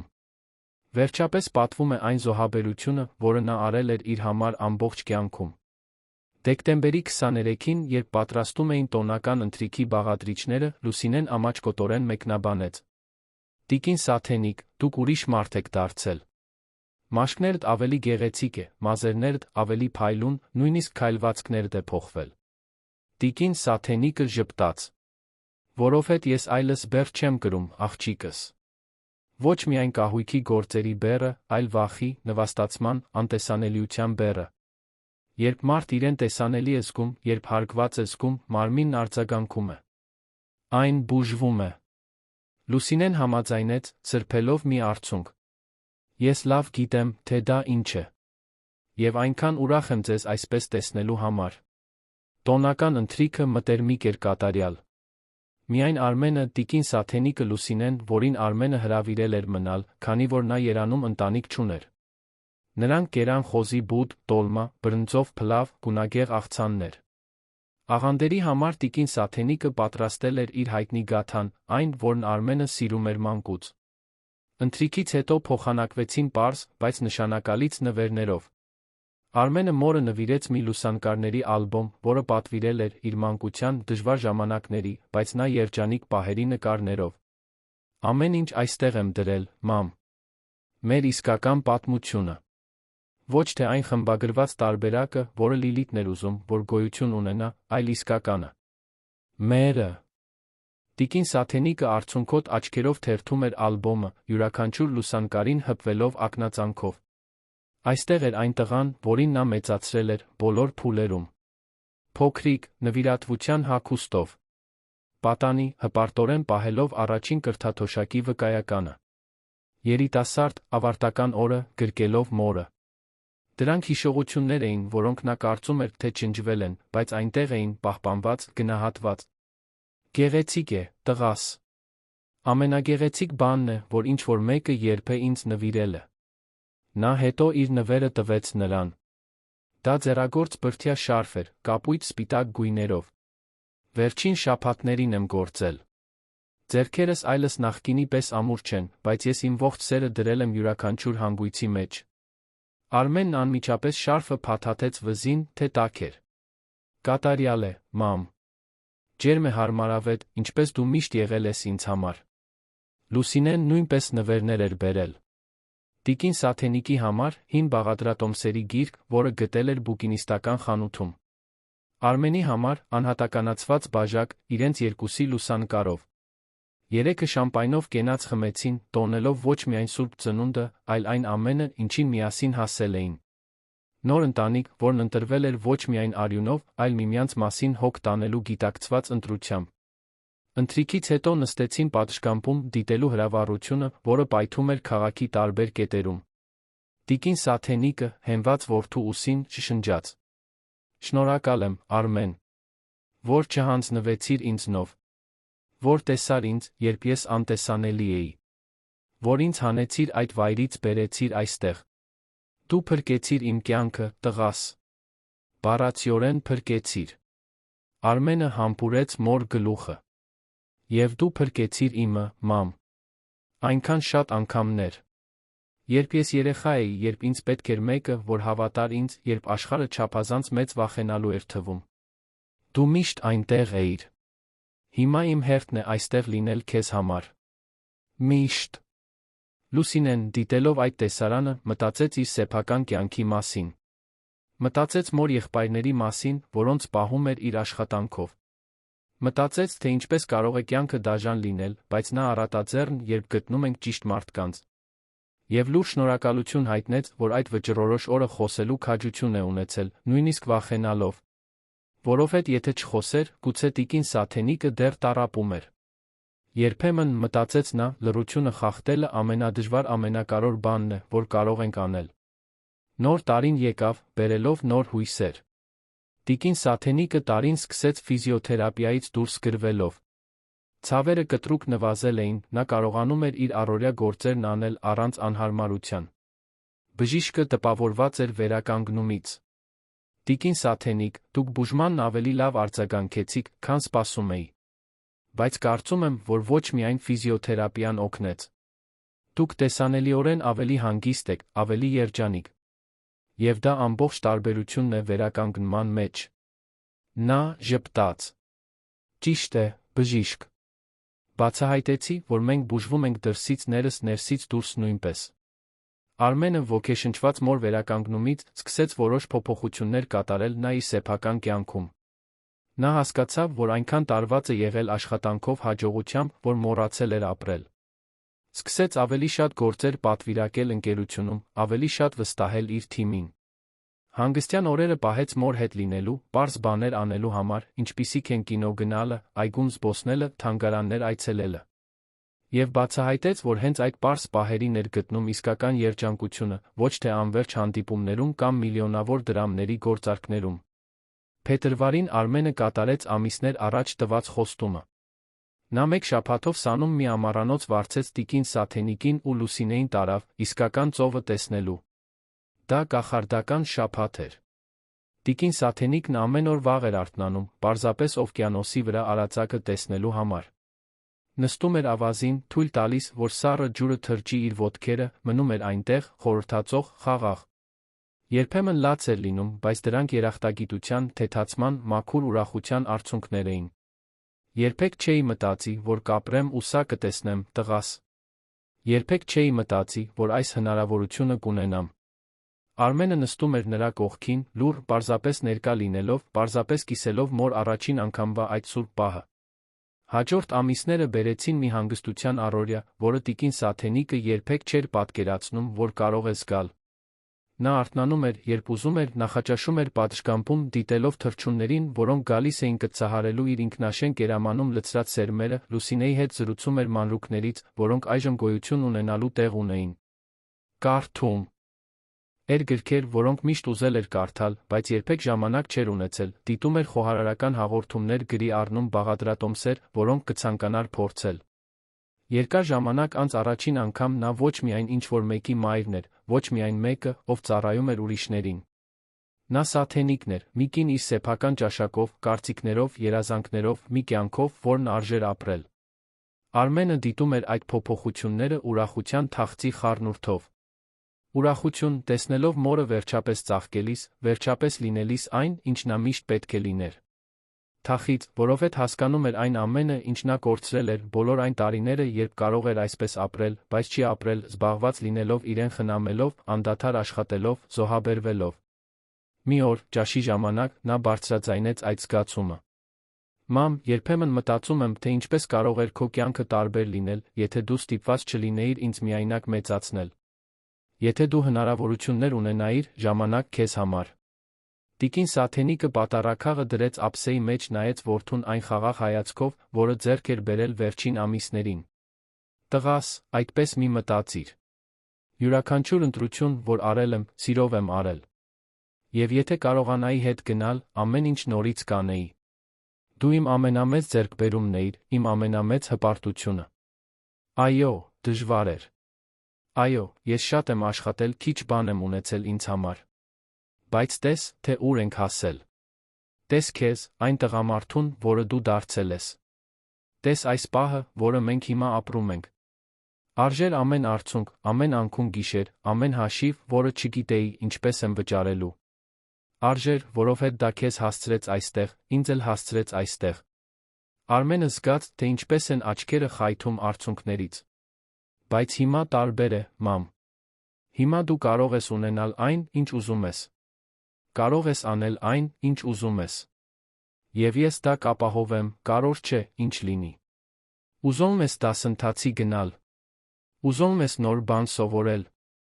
Ուզում ես աշխարհով մեկ ճանապարհորդել։ Պարզապես ասա։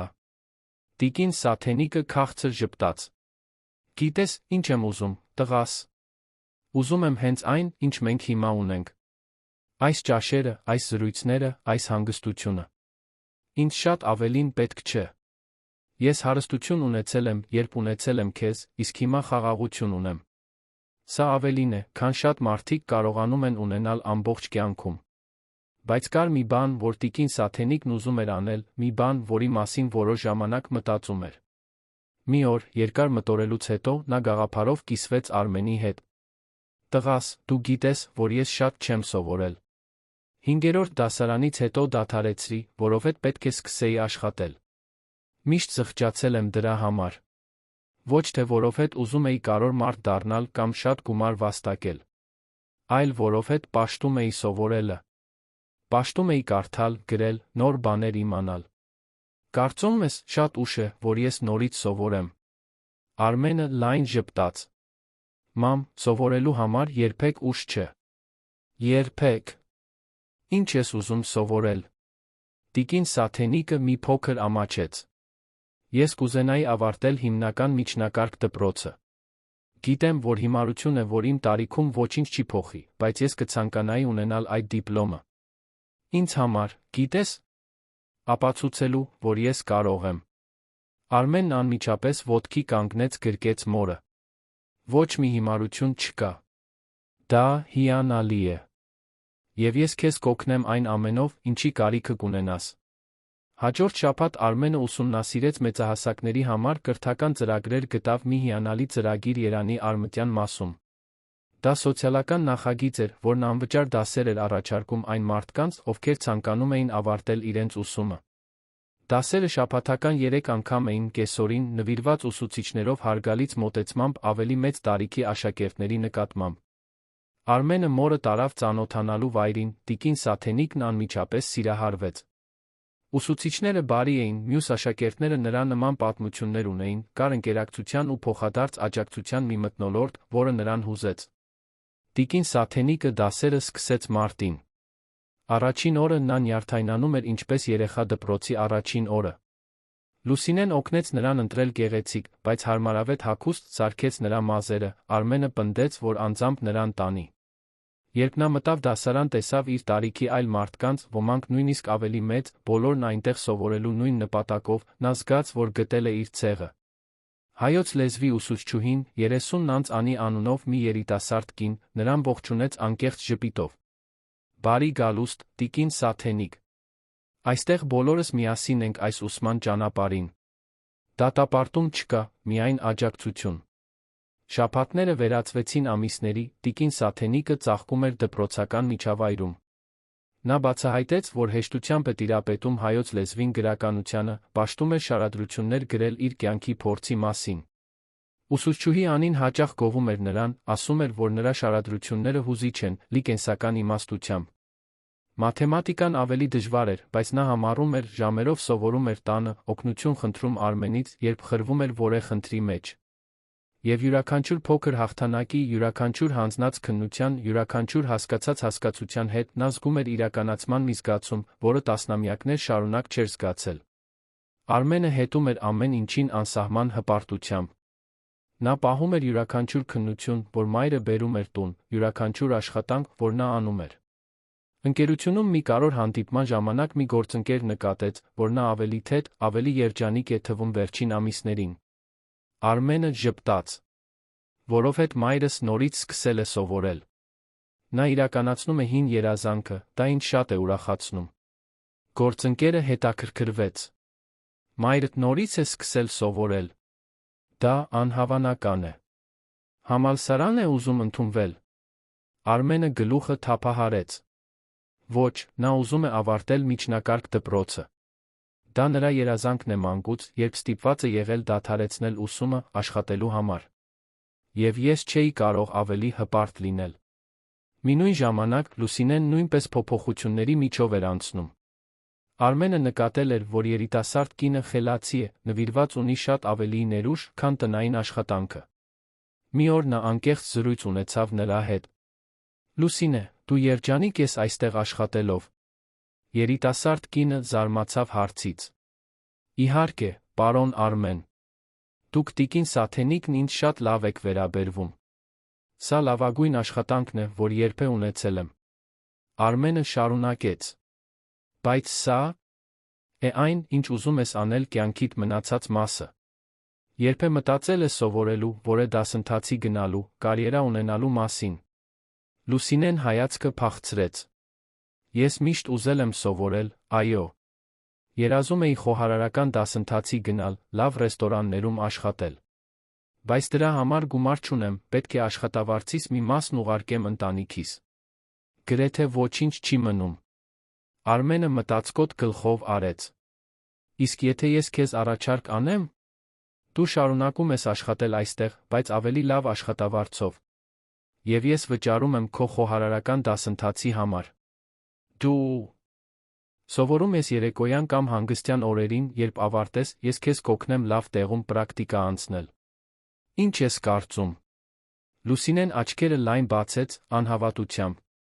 Դուք դա կանեիք ինձ համար։ Ինչո՞վ։ Արմենը ժպտաց։ Որովհետև դու հոգ տարար մորս մասին, երբ ոչ ոք չէր հոգ տանում։ Որովհետև դու խոսելու քաջություն ունեցար, երբ ավելի հեշտ էր լռել։ Որովհետև դու էլ ես արժանի հնարավորություններ ունենալու։ Եվ որովհետև ես հավատում եմ քեզ։ Լուսինեն չկարողացավ զսպել արցունքները։ Շնորհակալ եմ, պարոն Արմեն։ Դուք նույնիսկ չգիտեք, թե սա ինչ է նշանակում ինձ համար։ Եվ այսպես Լուսինեն նույնպես սկսեց իր ուսման ճանապարհը, գրանցվելով խոհարարական տեխնիկական դասընթացի, որը տեղի էր ունենում շաբաթ օրերին։ Տունը սկսեց ունենալ այլ էներգիա։ Շաբաթվա ընթացքում տիկին Սաթենիկը սովորում էր իր դասերը հյուրասենյակի սեղանի մոտ, զգույշ նշումներ անում, բանաձև անգիր անում, տեքստեր կարդում։ Շաբաթ օրերին Լուսինեն գնում էր իր դասընթացին վերադառնում ոգորված, պատմելով իր սովորած բաղադրատոմսերի, ոգեշնչող ուսուցիչների, տաղանդավոր համակուրսեցիների մասին։ Եվ Արմենը, տեսնելով այդ երկու ուժեղ կանանց, որոնք պայքարում էին իրենց երազանքների համար, զգաց, որ վերջապես նպաստում է մի բանի, որն ավելին է, քան պարզապես գումար վաստակելը։ Նա նպաստում էր, որ այլ մարդիկ հասնեն իրենց ներուժին, դա անսահման ավելի գոհացուցիչ էր, քան ցանկացած հաջող բիզնես։ Ամիսներն անցան, երան եկավ ձմեռը։ Հունիսը բերեց ցուրտ անձրոտ օրեր, բայց բնակարանի ներսում ջերմություն հարմարավետություն էր։ Լուսինեն սկսեց պատրաստել բաղադրատոմսեր, որոնք սովորում էր դասընթացին, փորձարկելով նոր համադրություններ, կատարելագործելով տեխնիկան։ Տիկին Սաթենիկը դարձավ նրա օգնականը պաշտոնական համտեսողը, տալով անկեղծ կարծիք միշտ խրախուսելով։ Երկուսի մեջ խորը ընկերություն զարգացավ, ավելին, քան տիրուհի աշխատող, նրանք որդեգրված մոր դստեր պես էին, միավորված ընդհանուր փորձառություններով փոխադարձ հարգանքով։ Օգոստոսին տիկին Սաթենիկը լուր ստացավ։ Նա հանձնել էր հիմնական դպրոցն ավարտելու քննությունը։ Բոլոր առարկաները, բոլոր քննությունները նա հանձնել էր գերազանց գնահատականներով։ Ուսուցչուհի Անին նրան գրկեց արցունքոտ աչքերով։ Տիկին Սաթենիկ, դուք ոգեշնչում եք բոլորիս համար։ Դուք ապացուցեցիք, որ տարիքը պարզապես թիվ է, որ երբեք ուշ չէ նորից սկսելու համար։ Արմենը երբ իմացավ, կեսօրին դուրս եկավ գրասենյակից ուղիղ գնաց տուն։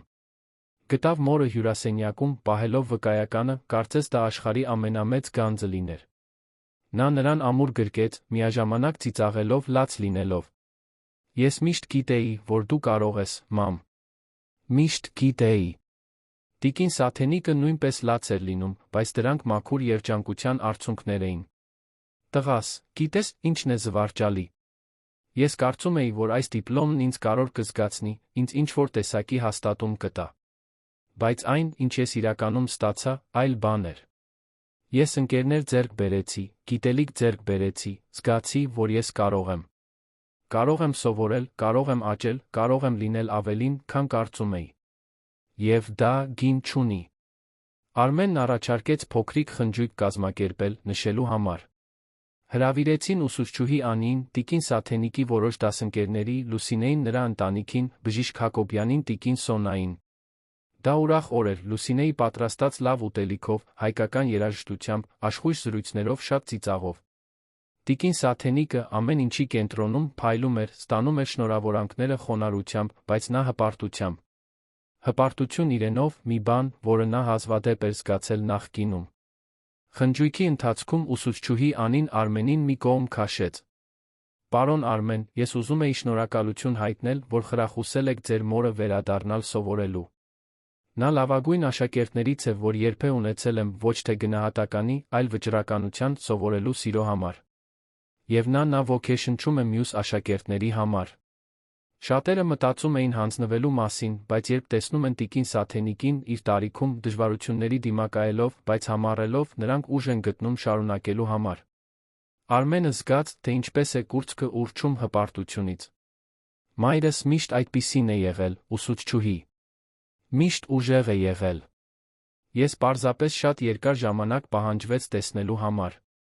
Սեպտեմբերը բերեց գարուն նորոգում։ Տիկին Սաթենիկը սկսեց միջնակարգ դպրոցը էլ ավելի մեծ վճռականությամբ։ Լուսինեն իր խոհարարական դասընթացի կեսին էր արդեն գովասանքի էր արժանանում ուսուցիչներից, որոնք ասում էին, որ նա բնատուր տաղանդ ունի։ Արմենը, տեսնելով իր կյանքի երկու կանանց բարգավաճելիս, որոշեց ինչ-որ բան անել նա իր համար։ Տարիներ շարունակ նա մտածում էր կամավորական աշխատանք կատարելու, ինչ-որ կերպ փոխհատուցելու այն ամենը, ինչ կյանքը տվել էր իրեն, բայց միշտ օգտագործում էր ժամանակ չունենալու պատրվակը։ Հիմա, կայուն ընկերությամբ վստահելի թիմով, նա վերջապես ժամանակ ուներ։ Նա սկսեց ձեռներեցության դասեր տալ անապահով համայնքների երիտասարդներին։ Շաբաթը մեկ անգամ նա գնում էր հարավային շրջանի համայնքային կենտրոն սովորեցնում բիզնեսի, պլանավորման, ֆինանսական կառավարման մասին։ Երիտասարդները նրան ուշադրությամբ լսում էին, հարցեր տալիս, մեծ երազանքներ ունենում։ Եվ Արմենը յուրաքանչյուրի մեջ տեսնում էր այն տղային, որը ինքն էր մի օր, լի երազանքներով, բայց առանց ռեսուրսների, լի ներուժով, բայց առանց հնարավորությունների։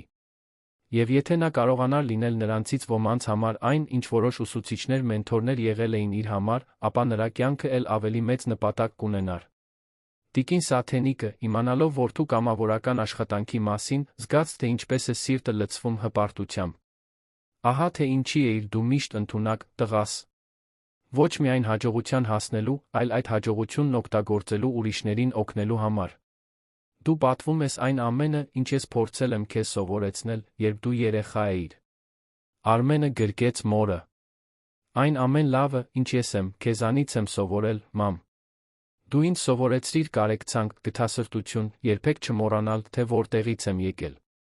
Ես պարզապես մի որոշ ժամանակ մոլորվել էի, բայց դու ինձ հետ բերեցիր։ Տարեվերջը նորից մոտենում էր, դրա հետ եկավ տոներն անցկացնելու որոշումը։ Արմենն առաջարկեց ինչ-որ տարբեր բան անել։ Ինչ կասես, եթե տոներն անցկացնենք, օգնելով որե ապաստարանում կամ աջակցության տանը։ Կարող ենք ուտելիք, նվերներ տանել, օրն այնտեղ անցկացնել կարիքավոր մարդկանց հետ։ Տիկին Սաթենիկն ու Լուսինեն հիացան գաղափարով։ Շաբաթներ շարունակ պատրաստվեցին, նվերներ գնեցին երեխաների համար, սննդի զամբյուղներ կազմակերպեցին, հատուկ ճաշացանկ պլանավորեցին, որը Լուսինեն կպատրաստեր։ Դեկտեմբերի 24-ին երեքով գնացին Երանի Արելյան Մասի ծերանոց։ Բերեցին բավականաչափ ուտելիք իսկական տոնական ընթրիքի համար, խնամքով փաթեթավորված նվերներ, ամենակարևորը, բերեցին ժամանակ ուշադրություն։ Տիկին Սաթենիկը երկար զրուցեց այնտեղ ապրող տարեցների հետ, լսեց նրանց պատմությունները, կիսվեց իր սեփականով։ Նա յուրաքանչյուր կնճռոտ դեմքի մեջ տեսնում էր մի ամբողջ կյանքի փորձ, ուրախություններ։ տխրություններ, հաղթահարումներ։ Եվ լուր շնորհակալություն էր հայտնում, որ ինքն այնտեղ չէ, որ ունի որդի, որն իրեն սիրում է, տուն, որտեղ հարգված է, կյանք, որն արժե ապրել։ 80-նանց մի տատիկ Մարիամը, երկար ժամանակ բռնեց տիկին Սաթենիկի ձեռքը։ Դուք բարի աչքեր ունեք։ Երում է, որ շատ բաների միջով եք անցել, բայց չեք կորցրել քնքշությունը։ Տիկին Սաթենիկը ժպտաց։ Անցել եմ, տատիկ Մարիամ։ Անցել եմ բաների միջով, որոնք ոչ ոքի չէի ցանկանա։ Բայց նա ստացել եմ նվերներ, որոնք բառերով չեմ կարող նկարագրել։ Դրանցից ամենամեծը մեկին ունենալն է, ով ինձ տեսնում է, հարգում է, սիրում է։ Մենք բոլորս արժանի ենք դրան, բայց ոչ բոլորս ենք բախտ ունենում գտնելու։ Տարեց կինը գլխով համաձայնեց։ Ճիշտ է։ Բայց դուք գտել եք։ Եվ դա հազվագյուտ է թանկարժեք։ Բաց մի թողեք։ Երբ նրանք այդ գիշեր վերադարձան տուն, հոգնած, բայց երջանիկ, երեքով նստեցին պատշգամբում, ինչպես միշտ անում էին։ Նայեցին հեռվում թարթող քաղաքի լույսերին, լսեցին Երանի գիշերային ձայները, այս քաոսային, բայց նա հյուրընկալ մետրոպոլիայի։ Եվ Արմենը, նայելով մորը Լուսինեին, մտածեց, թե որքան տարօրինակ հրաշալի է կյանքը մի նույն ժամանակ։ 1 տարի առաջ մայրը լուր տառապում էր մի սառը առանձնատանը։ Լուսինեն խրված էր մի աշխատանքի մեջ, որտեղ վախենում էր խոսել։ Իսկ ինքը գույր էր այն ամենի նկատմամբ, ինչ կատարվում էր հենց իր քթի տակ։ Հիմա երեքով այնտեղ էին, կազմելով ընտրված ընտանիք, աջակցելով միմյանց, միասին աճելով։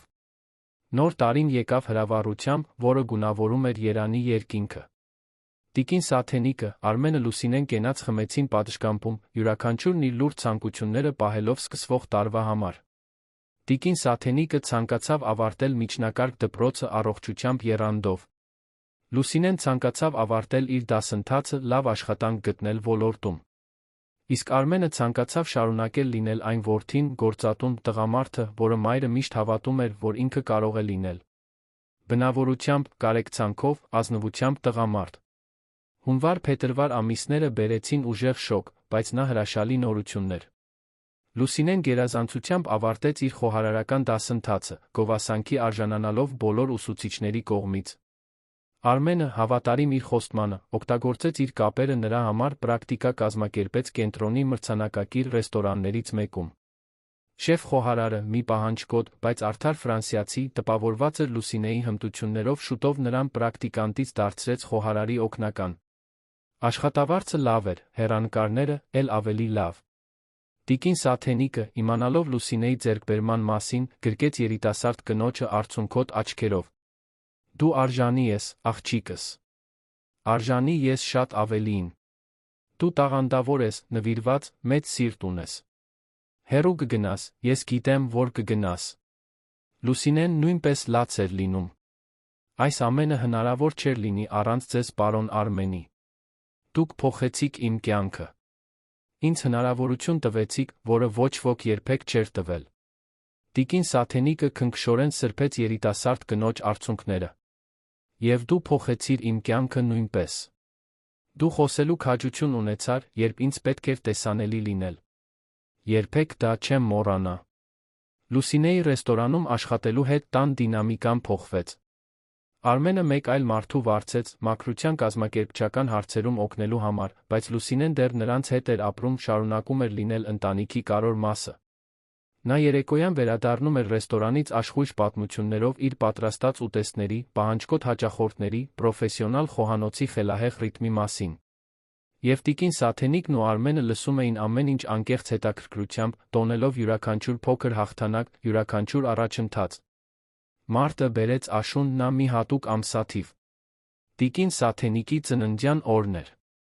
Նա կդառնար 73 տարեկան, բայց երկար ժամանակ անց առաջին անգամ իրեն ծեր չէր զգում, իրեն բեռ կամ ծանրություն չէր զգում։ Զգում էր իրեն կենդանի, կարոր, սիրված։ Արմենը անակնկալ խնջույք պլանավորեց, հրավիրեց բոլոր ընկերներին, որոնց նա ձեռք էր բերել դպրոցում, ներառյալ ուսուցչուհի Անիին, դասընկերներին, տիկին Սոնային, բժիշկ Հակոբյանին, Լուսինեին նրա ընտանիքին, նույնիսկ որոշ երիտասարդների, որոնց նա սովորեցնում էր կամավորական աշխատանքում։ Երբ տիկին Սաթենիկը մտավ տուն, տեսավ բոլոր այդ մարդկանց, որոնք գոռում էին անակնկալ, նա լիովին անխոս մնաց։ Շուրջը նայեց, տեսնելով ժպտացող դեմքերը, գունավոր փուչիկները, Լուսինեի պատրաստած համեղ ուտելիքով լի սեղանը։ Եվ հետո նայեց Արմենին, որը կանգնած էր բոլորի մեջտեղում, դեմքին հպարտ ժպիտով։ Այս ամենը ինձ համար է, տղաս։ Արմենը մոտեցավ, գրկեց նրան։ Ամեն ինչ քեզ համար, մամ։ Որովհետ դու արժանի ես տոնվելու։ Արժանի ես տեսանելի, սիրված, պատվված լինելու։ Ոչ միայն այսօր, այլ բոլոր օրերին։ Խնջույքը ուրախ հուզիչ էր։ Յուրաքանչյուր մարդ պատմելու պատմություն ուներ տիկին Սաթենիկի մասին, թե ինչպես էր նա ինչ-որ կերպ ազդել իրենց կյանքի վրա։ Ուսուցչուհի Անին խոսեց այն մասին, թե ինչպես էր նա ոգեշնչում դասարանում։ Մի դասընկերուհի պատմեց, թե ինչպես էր տիկին Սաթենիկն իրեն օգնել սովորել դժվար քննության համար։ Լուսինեն կիսվեց, թե ինչպես էր նա իր համար մոր պես եղել։ Եվ Արմենը վերջում մի ելույթ ունեցավ, որը բոլորին արցունքոտ աչքերով թողեց։ Մայրս ամենաուժեղ մարդն է, որին ես ճանաչում եմ։ Նա միայնակ մեծացրել է որդուն, անդադար աշխատել, զոհաբերել իր երազանքներն իմի համար։ Եվ երբ ես վերջապես կարողացա նրան հարմարավետ կյանք տալ, բացահայտեցի, որ նա տառապում էր հենց իմ քթի տակ։ Ես նրան հիասթափեցրի մի ձով, որը երբեք լիովին չեմ ների ինձ։ Բայց նա ինձ երկրորդ հնարավորություն տվեց։ Ինձ հնարավորություն տվեց ամեն ինչ ճիշտ անելու։ Եվ այս վերջին ամիսներին ես տեսա, թե ինչպես է մայրս ծաղկում։ Տեսա, թե ինչպես է նա նորից սովորում, ընկերներ ձեռք բերում, իսկապես ժպտում։ Եվ դա ինձ ցույց տվեց, որ երբեք ուշ չէ նորից սկսելու, երբեք ուշ չէ երջանկությունն ընտրելու, երբեք ուշ չէ լինելու այն, ինչ մենք իրականում ենք։ Մամ, շնորհակալ եմ, որ ինձ սա սովորեցրիր։ Շնորհակալ եմ, որ երբեք չհանձնվեցիր։ Շնորհակալ եմ, որ դու ես։ Ծնունդդ շնորհավոր։ Բոլորը ծափահարեցին, տիկին Սաթենիկը, դեմքը թաց երջանիկ արցունքներից, գրկեց որդուն իր ունեցած ողջ ուժով։ Ես քեզ սիրում եմ, տղաս։ Միշտ սիրել եմ, միշտ կսիրեմ։ Շնորհակալ եմ, որ ինձ փրկեցիր, որ ինձ տեսար, որ ինձ սիրեցիր այնպիսին, ինչպիսին կամ։ Արմենը ցածրաձայն պատասխանեց, միայն նրա համար, որ լսի։ Եվ ես քեզ սիրում եմ, մամ։ Ավելին, քան բառերը կարող են ասել։ Դու իմ հերոսուհին ես, միշտ եղել ես, միշտ կլինես։ Խնջույքը շարունակվեց մինչ ուշ գիշեր, երաժշտությամբ, պարով, շատ ուտելիքով, աշխույժ զրույցներով։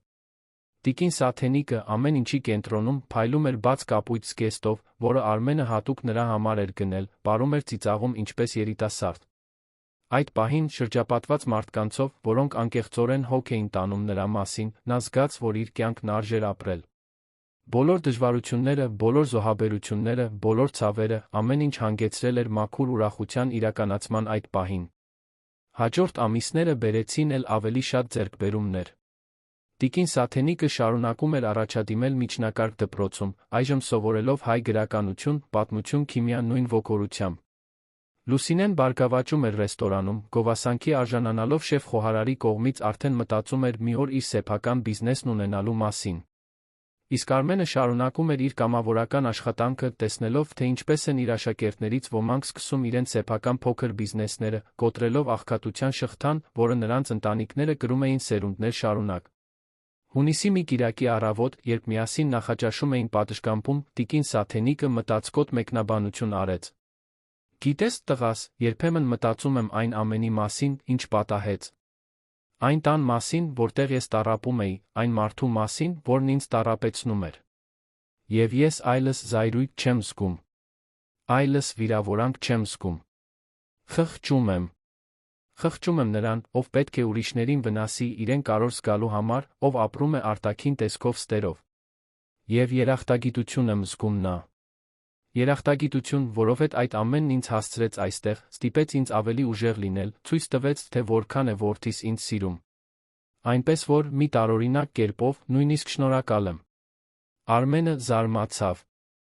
Դու կարող ես ներել այն, ինչ նա արեց։ Տիկին Սաթենիկը մի պահ մտածեց։ Ներելը չի նշանակում մոռանալ կամ ասել, որ ամեն ինչ լավ էր։ Դա պարզապես նշանակում է թույլ չտալ, որ դա շարունակի ինձ վնասել։ Նշանակում է ազատվել այդ բեռից առաջ շարժվել։ Եվ այո, ես ներում եմ։ Ոչ թե նրա համար, այլ ինձ համար։ Որովհետև ես արժանի եմ ապրել առանց այդ բեռի սրտում։ Արմենը հիացմունքով բռնեց մոր ձեռքը։ Դու անհավանական ես, մամ։ Ես դեռ զայրույթ ունեմ տեղի ունեցածի համար, դեռ ինձ մեղադրում եմ, որ առաջ չեմ նկատել։ Բայց տեսնելով քեզ այսպես, այնքան խաղաղ, օգնում է ինձ էլ խաղաղություն գտնել։ Նույն ամսին Լիլիթը նորից հանդիպեց Արմենին, այս անգամ մի բարեգործական միջոցառման ժամանակ, որին երկուսն էլ հրավիրված էին։ Նա նոր ընկերոջ հետ էր, մի ավելի մեծ տարիքի գործարար, փորձեց անտարբերության դիրք պահպանել, երբ տեսավ նախկին ամուսնուն։ Բայց նրա աչքերը մատնեցին հետաքրքրությունը, երբ նա նկատեց, թե որքան տարբեր էր Արմենը։ Նրա մեջ մի թեթություն կար, որը գոյություն չուներ, երբ նրանք ամուսնացած էին, անկեղծ ժպիտ, մի հանգստություն, որը նա երբեք չէր տեսել։ Եվ դա նրան անհանգստացրեց ավելին, քան կցանկանար խոստովանել։ Արմենը նրան քաղաքավարի ողջունեց, առանց սառնության, բայց նա առանց ջերմության։ Պարզապես ինչպես երկու մարդ, որոնք անցյալ են կիսել, բայց այլս ընդհանուր ոչինչ չունեն։ Լիլիթը, չկարողանալով դիմադրել, հարցրեց. Ինչպես է մայրդ։ Արմենը ժպտաց, իսկական ժպիտով։ Նա հրաշալի է։ Ավելի լավ, քան երբ է, իրականում։ Ավարտում է միջնակարգ դպրոցը, շատ ընկերներ է ձեռք բերել, ապրում է այն կյանքը, որին միշտ արժանի է եղել։ Լիլիթը ստիպված ժպտաց։ Ինչ լավ է։ Ուրախ եմ նրա համար։ Բայց նրա աչքերն այլ բան էին ասում։ Ասում էին զղջում, նախանձ, գուցե նույնիսկ մի փոքր խղճի խայտ։ Երբ նրանք բաժանվեցին, Լիլիթի ընկերը մեկնաբանեց. Քո նախկին ամուսինը խաղաղ մարդու տպավորություն է թողնում։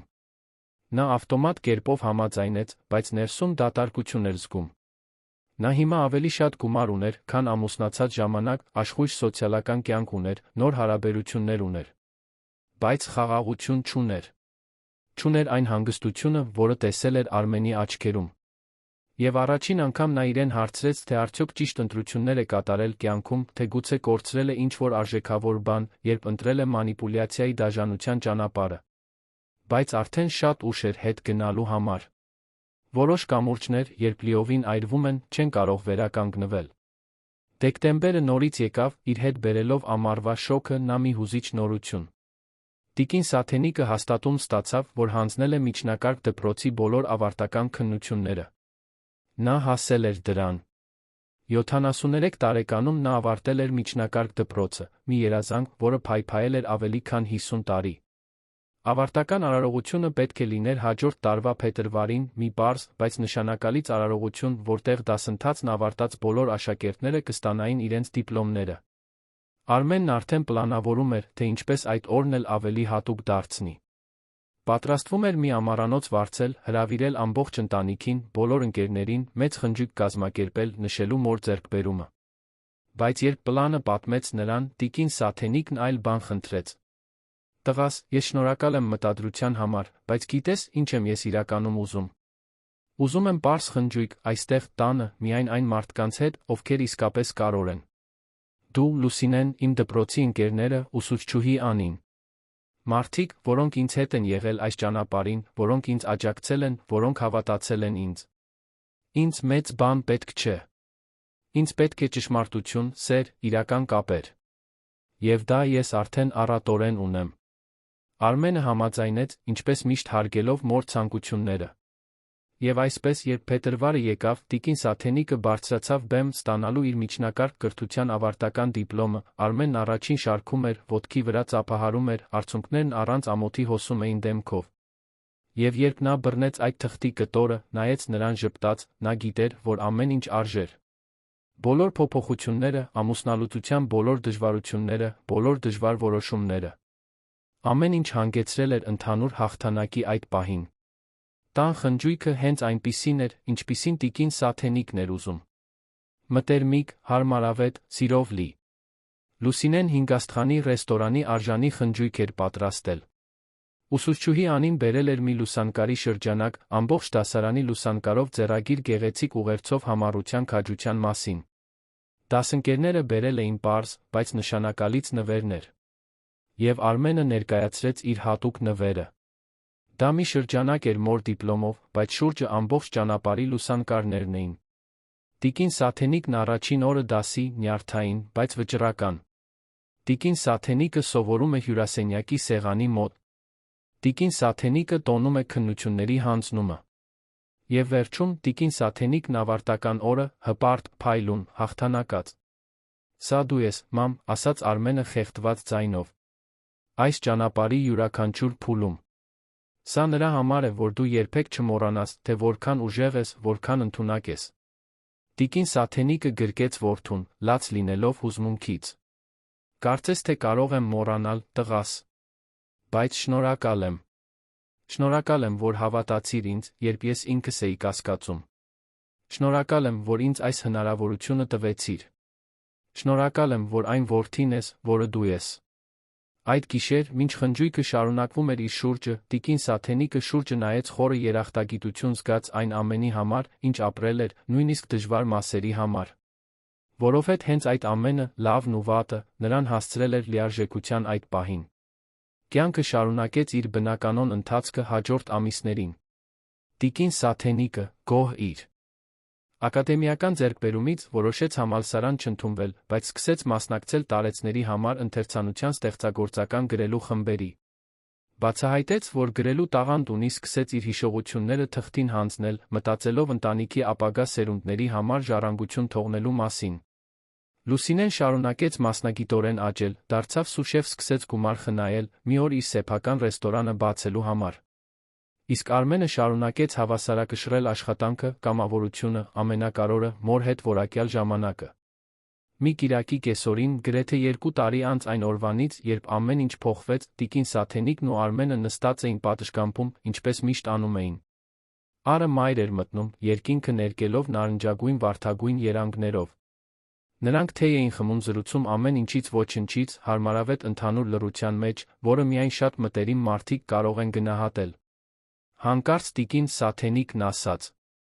«Գիտես, տղաս, ես մտածում էի, որ իմ կյանքն արդեն ավարտվել է, երբ դու ինձ բերեցիր ապրելու այն առանձնատանը։ Կարծում էի, որ իմ լավագույն օրերն արդեն անցել են, որ ինձ մնում է միայն հանգիստ ծերանալ մի անկյունում։ Բայց ես սխալվում էի։ Իմ իսկական կյանքը սկսվեց միայն այն ժամանակ, երբ ես դուրս եկա այնտեղից։ Երբ դու ինձ տեսար, երբ ինձ ձայն տվեցիր, երբ ինձ հնարավորություն տվեցիր լինել ես»։ Արմենը բռնեց մոր ձեռքը, միահյուսելով մատները։ «Եվ ես մտածում էի, որ քեզ ամեն ինչ տալիս եմ, երբ քեզ տարա ապրելու այն տանը։ Կարծում էի, որ շքեղությունն ու հարմարավետությունն են այն, ինչի կարիքը դու ունես։ Բայց սովորեցի, որ այն, ինչի կարիքը դու իրականում ունեիր, ինչի կարիքը մենք բոլորս ունենք, տեսանելի, հարգված, սիրված լինելն է նրա համար, ով մենք ենք։ Ոչ թե նրա համար, ինչ կարող ենք անել կամ թվալ, այլ մեր էության համար։ Եվ մամ, քո էությունը գեղեցիկ է։ Միշտ եղել է»։ Տիկին Սաթենիկը ժպտաց, սեղմելով որդու ձեռքը։ «Եվ դու վերջապես սովորեցիր տեսնել։ Դա քո ամենամեծ ձեռքբերումն էր, տղաս։ Ոչ թե բիզնեսը, ոչ թե գումարը։ Դա սովորելն էր տեսնել այն, ինչն իրականում կարևոր է»։ Նրանք մնացին այնտեղ, մինչ Արը լիովին անհետացավ հորիզոնում, փոխարինվելով քաղաքի լույսերով, որոնք սկսեցին մեկ առ մեկ թարթել։ Եվ երբ վերջապես ներս մտան, դա ոչ թե այն պատճառով էր, որ գիշերվա ցուրտն էր գալիս, այլ որովհետև ընթրիքի ժամանակն էր, Լուսինեն ինչ-որ հատուկ բան էր պատրաստել։ Բնակարանի ներսում սեղանը գցված էր, ուտելիքը համեղ բուրում էր, մեղմ երաժշտություն էր հնչում։ Դա պարզ, առօրյա տեսարան էր, բայց լի իմաստով։ Որովհետև այնտեղ, այդ ապահով տարածքում, սիրո հարգանքի այդ միջավայրում, տիկին Սաթենիկը վերջապես գտել էր իր իսկական տունը։ Ոչ թե պատերով առաստաղով տունը, այլ այն տունը, որը կառուցվում է հոգատարությամբ, համբերությամբ, ազնվությամբ, անվերապահ սիրով։ Եվ մինչ երեքը միասին ընթրում էին, զրուցում, ծիծաղում, կիսվում օրվա պատմություններով, մի բան պարզ էր դառնում։ Ընտանիքները ոչ միայն նրանք են, ովքեր արյուն են կիսում։ Ընտանիքները նրանք են, որոնց մենք ընտրում ենք, որոնք մեզ հետ են ընտրում, որոնք մեր կողքին են մնում դժվար պահերին, մեզ հետ տոնում հաղթանակի պահերին։ Եվ այնտեղ, Արաբկիրի այդ բնակարանում, մի հսկա քաոսային քաղաքի սովորական մի գիշեր, 3 մարդ, որոնց կյանքն անսպասելի ձևով միավորել էր, կառուցել էին հենց դա։ Իսկական ընտանիք, հիմնված հարգանքի, սիրո այն խորը հասկացողության վրա, որ բոլորը, բացարձակապես բոլորը, արժանի են տեսանելի, գնահատված, սիրված լինելու։